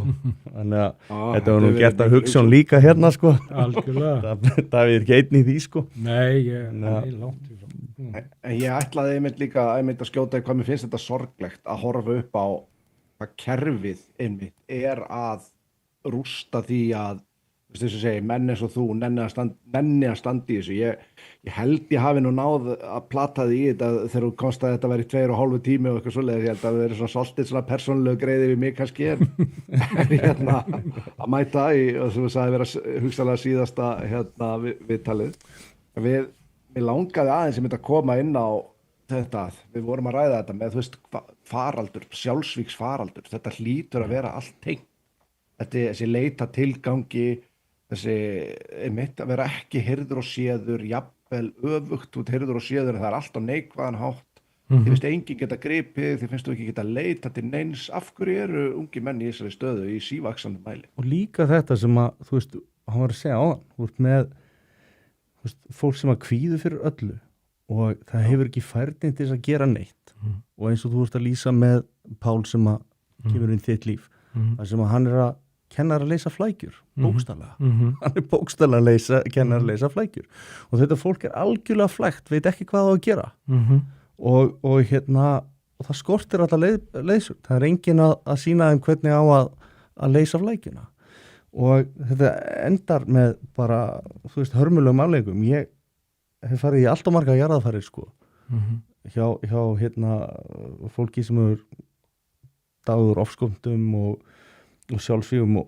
stundum ekki auðvelt að vita hvort það var og yfirleitt þá þetta einstaklingar sem að alast upp í erfiðar aðstæður, þetta ekki föðurímynd, áttu erfitt uppdráttar, fara í fíkniefnaneyslu, fara að selja, nota og byrjar þú saklaust og skemmtilegt en þú veist, verður síðan daglega og svo er þetta, þú veist, alls konar svo verður að blanda alls konar saman og eitthvað svona og maður bara, þegar ég hugsa til COVID og ég svona fer að pæla í býti, þú veist, hvað voru eiginlega margir sem dóu úr COVID sem voru svona frekar hraustir, það voru ekki margir og svo horfi ég á sjálfsvígstölunar það er svakalegar og maður hugsa svona með sér býtu, af hverju var þetta svona rosalega stórt problem þegar það var svona lítið mannfall en við erum með hitt og mér finnst ekkert verið að gera í hvað er að valda, hvað er að gerast af hverju er þessi alda að koma og af hverju er hún búin að vera viðvarandi svona lengi. Þetta er stór spurning maður. Það er það, þú mátt taka þér tíma í að velta þessu fyrir. Já, ég held bara þú verður að vera eitthvað í dag. Ég meina, þú veist, þú ert með áhrifavalda fyrirmyndir á netinu, TikTok eða whatever. Ef þú fylgir ekki einhvern veginn lestinni, ef þú finnur það að þú ert að dragast aftur úr, þú finnur að þú verður fyrir ákveðin svona tilfinningalegri, hvað maður að segja, eyðimörk. Þannig að vera ekki þáttakandi, eins og ég nefndi hérna á 3000 ungmenni hvorki í skólanni vinnu í desember 2022. Hugsaðu að vera í þeirri eyðimörk með sjálfa þig og horfa svo eftir öðrum einhvern veginn verði eitthvað. Og hver er þá lausnin? Til að byrja með kannski gróðsetja sig fyrir framan tölvuna og mamma og pappi hafa gífurlegar áhyggjur á þér og fara með í sálfræðitíma og svo til geðlæknis og það er dælt í einhverju lyfjum eða svefnlyfjum til þess að þú getur sofið eða hvað er og svo einhvern svona spíralast þessi vandi. Þetta getur verið einskýringin af fjölmörgum. Nefndir einelti, við nefnum neyslu og allt þetta. Þú veist, leið og þú ert ekki samferða einhverju hlutaðurna, þá held ég að þetta verið til svona í hausnum á þessum krökkum. Og ég held þetta sé miklu algengar heldur við ímyndum okkur. Að þegar þú ert búin að missa lestinni, þá gefstu bara einhvern veginn upp. Það er líka skilabóðin eru, þetta er ekkert þegar ég var unglingur í Kanada, þú veist, ég gæti farið inn á byggingarsvæði og sagt, vantar ekki mann hérna til að skafa timbur eða þú veist, whatever. Sonur minn er 17 ára, hann er 09 árganginum, hann er að læra smíði. Hann er búið með heilt ár í smíði. Hann fekk ekki vinnu í sumar. Þú veist, það er að þrengja á atvinnumarkaði, við vitum það. Verðbólga og vextir og allt þetta. Þú veist, Tæknimaðurinn okkar var nú með tölundur á því hvað voru margir atvinnulausir á 25 ára aldri. Varstu með það eða? Manstu það? Það var skuggalegt. Ég held að vera 25% eitthvað. Þetta var alveg bara svakalega tölur. Og hvað er að vera atvinnulaus? Það er bara, þú veist, það er að vera að taka þau svolítið úr sambandi. Ég meina, félagslegi þroskin sem að auðlast á vinnustað, hugsaðu hvað þetta að fara á misvið, hann gífurlegur og líka bara félagslega, þú veist, þú eignast vini og þá á öllum aldri og lærir samskipti og tilgang og hvernig mismunandi fólk að mismunandi þjóðfélagshópum og svona hvernig það er. Ég verði að taka Jón inn í þetta. Já, ég ætlaði að mynda að skjóta sko, ég held að ef við værum með einhverja aðra ástæðu fyrir öllum þessum dauðsföllum, þá væri búið að lýsa yfir einhvers konar neyðar ástandi, en þú veist, þetta er alltaf bara svona tísku bóla, það er þetta er minnst á þetta í nokkra vikur og svo er þetta bara búið, gleymt, alltaf heldur það áfram og þú veist, bara sem dæmi, ég held að sko, ég er búin að missa, ég held að séu 4 nátengdir fjölskyldumeðlimir, ég er búin að missa 6 vini, bara á þennan hátt, þetta er náttúrulega bara bilun, skilur. Og þetta til dæmis var til þess að, þú veist, ég byrja á þessu öllu saman, ég byrjaði með bara Instagram síðu bara sem ég var að ræða við aðeins sem voru í sjálfsvíkshugleiðingu og þá er þetta er svo oft einmitt að mönnum finnst þeir vera einir eins og varst að tala um þetta, þú veist, þá er gott að planta sig bara einhvers staðar fyrir framann og flýja raunveruleikann. Og eftirspurnin var bara svo mikil og þetta var svona að hafa svolítið áhrif á mann út af því að það bara, maður annaði því ekki og þá hugsaði ég, þú veist, maður verður þá að reyna að gera eitthvað til að, þú veist, fara í fyrirbyggjandi því að, þú veist, það er ekki endalaust, maður ræður ekkert við að vera stanslaust að reyna að setja einhverja plástra, skilur en það fór vel yfir eftir á annað 100 manns sem að ég til dæmis bara er búin að ræða við sem eru annarkvort mjög bara sumir konni bara í snöruna og annað eða þá bara er ég sem bara byrjaður á þessum hugleiðingum. Ef ég mann rétt þá eittir nú öllum jólunum í að tala mönni einhver tíma niður úr snörunni. Já, það var bandarískur hermaður, hann satt bara þarna var í mynd símtali við hann og hann var bara með viskíflösku í annari og bara skambissu í hinni og hann ætlaði bara, en hann þurfti bara að komast yfir þennan hól sem hann bara virtist ekki alltaf komast yfir sjálfur sko. Stundum er það eina sem þarf, þú getur verið sterkur í 999 skipti af milljón, en þetta eina skipti sem þú hefur ekki þetta bara, þú veist, sem þú ert ekki sterkur, þá þarftu að geta gripið í eitthvað. Það getur verið make or break, bara algjörlega sko. Já. Það, bara þessi litli tími getur verið alveg ótrúlega sem sagt mikill og þá bara spurningi, hvað er hægt að gera? Þetta er bara algjör faraldur og þú myndist það var einmitt annars ég ætla að koma, það er þetta svo talaði með tölvuna sko.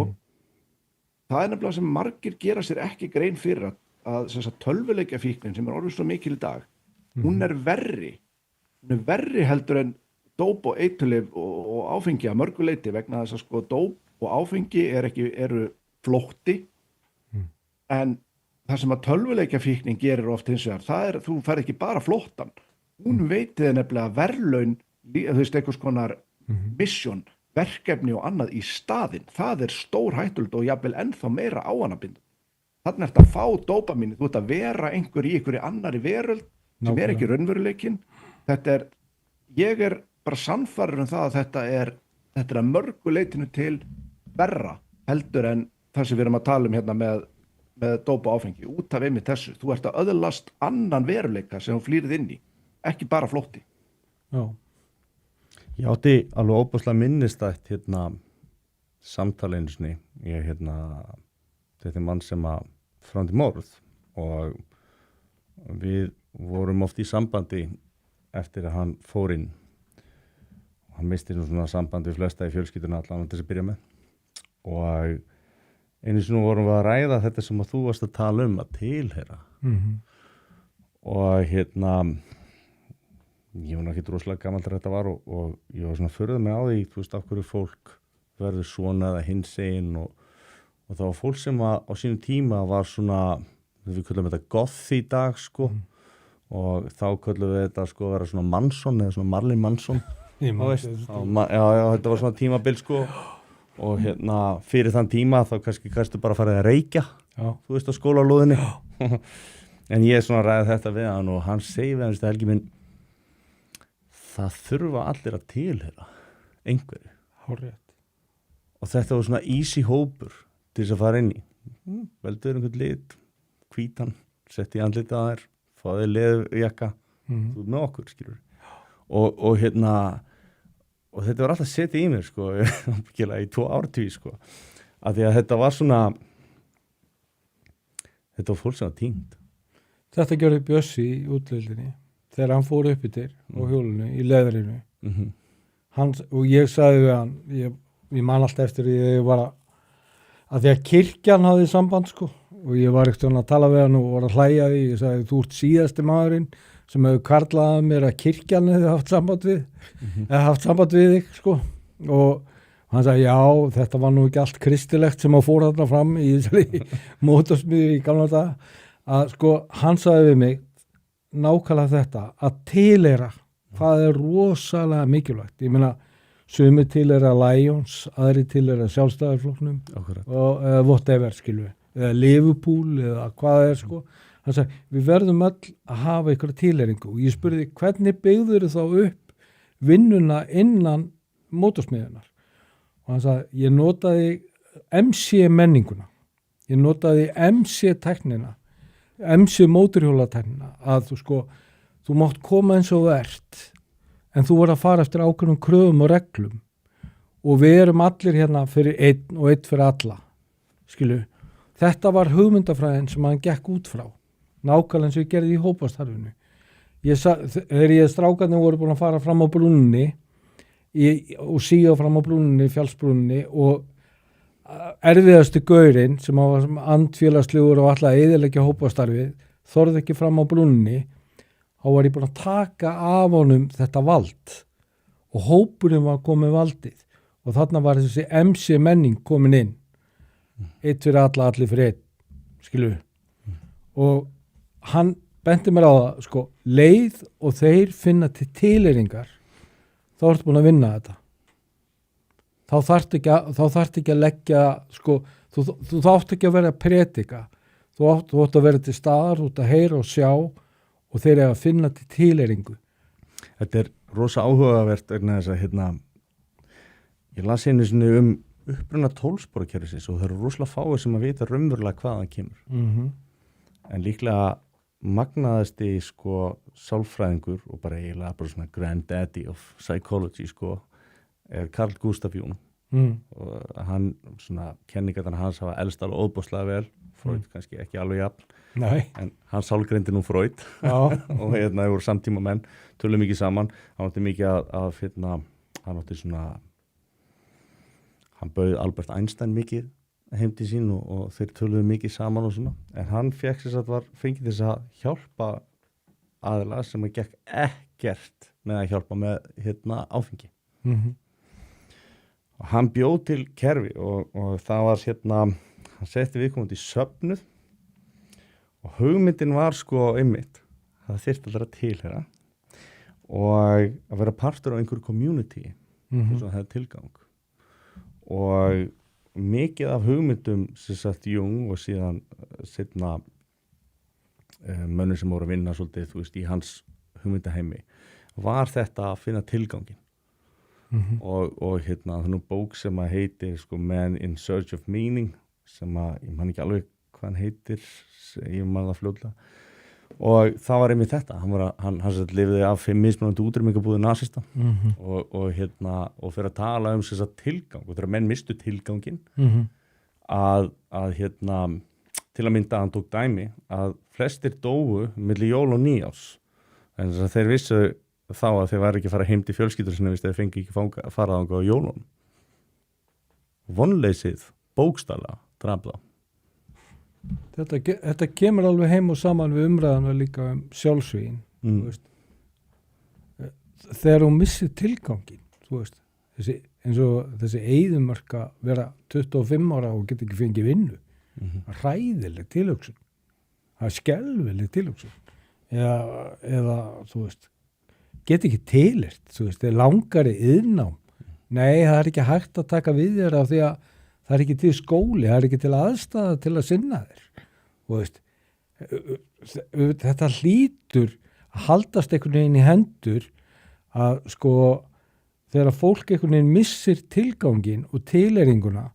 Ég meina, ég er nú svo vitlaust og ég sé sko 56 ára gamall, þá þarf ég ennþá að tilheyra með ákveðnum hætti. ég tilheyri ákveðnum vinahóp, ég tilheyri á náttúrulega fjölskyldu og öllu, þú veist, þetta skiptir þetta er þetta svo kallega G-vítamín, sko. Já, en þú hefur líka tilgangi að hjálpa öðrum. Já, þú þykist kannski alltaf hætta að gefast upp á þessu, ég þarf að veðja og ekki heldur að gera það. Nei, þú veist, eins og ég segi, sko, að standa upp á kókassa og garga upp í hjómið, þú veist, ár eftir ár, áratug eftir áratug, með svona auglausa hugmyndafræði. Veist, þeir eru allir sammála mér hérna og fólk er sammála mér. Já, auðvitað gerum við þetta svona. Ég mæti og fundi í ráðuneytinu og þeir segja, já, frábær hugmynd, en það gerist ekkert. Þú veist, þá átt að byggja meðferðarheimili í Garðabæ. Þú veist, sérhæft meðferðarheimili, það strandaði á gatnagerðargjöldum milli sveitafélag og ríkisins. 100 milljónir. Hvað kostaði það? Það kostaði heilt mannslíf í bruna og stöðlum. Skilu, það eru svona hlutir. Þetta er svo klikkað.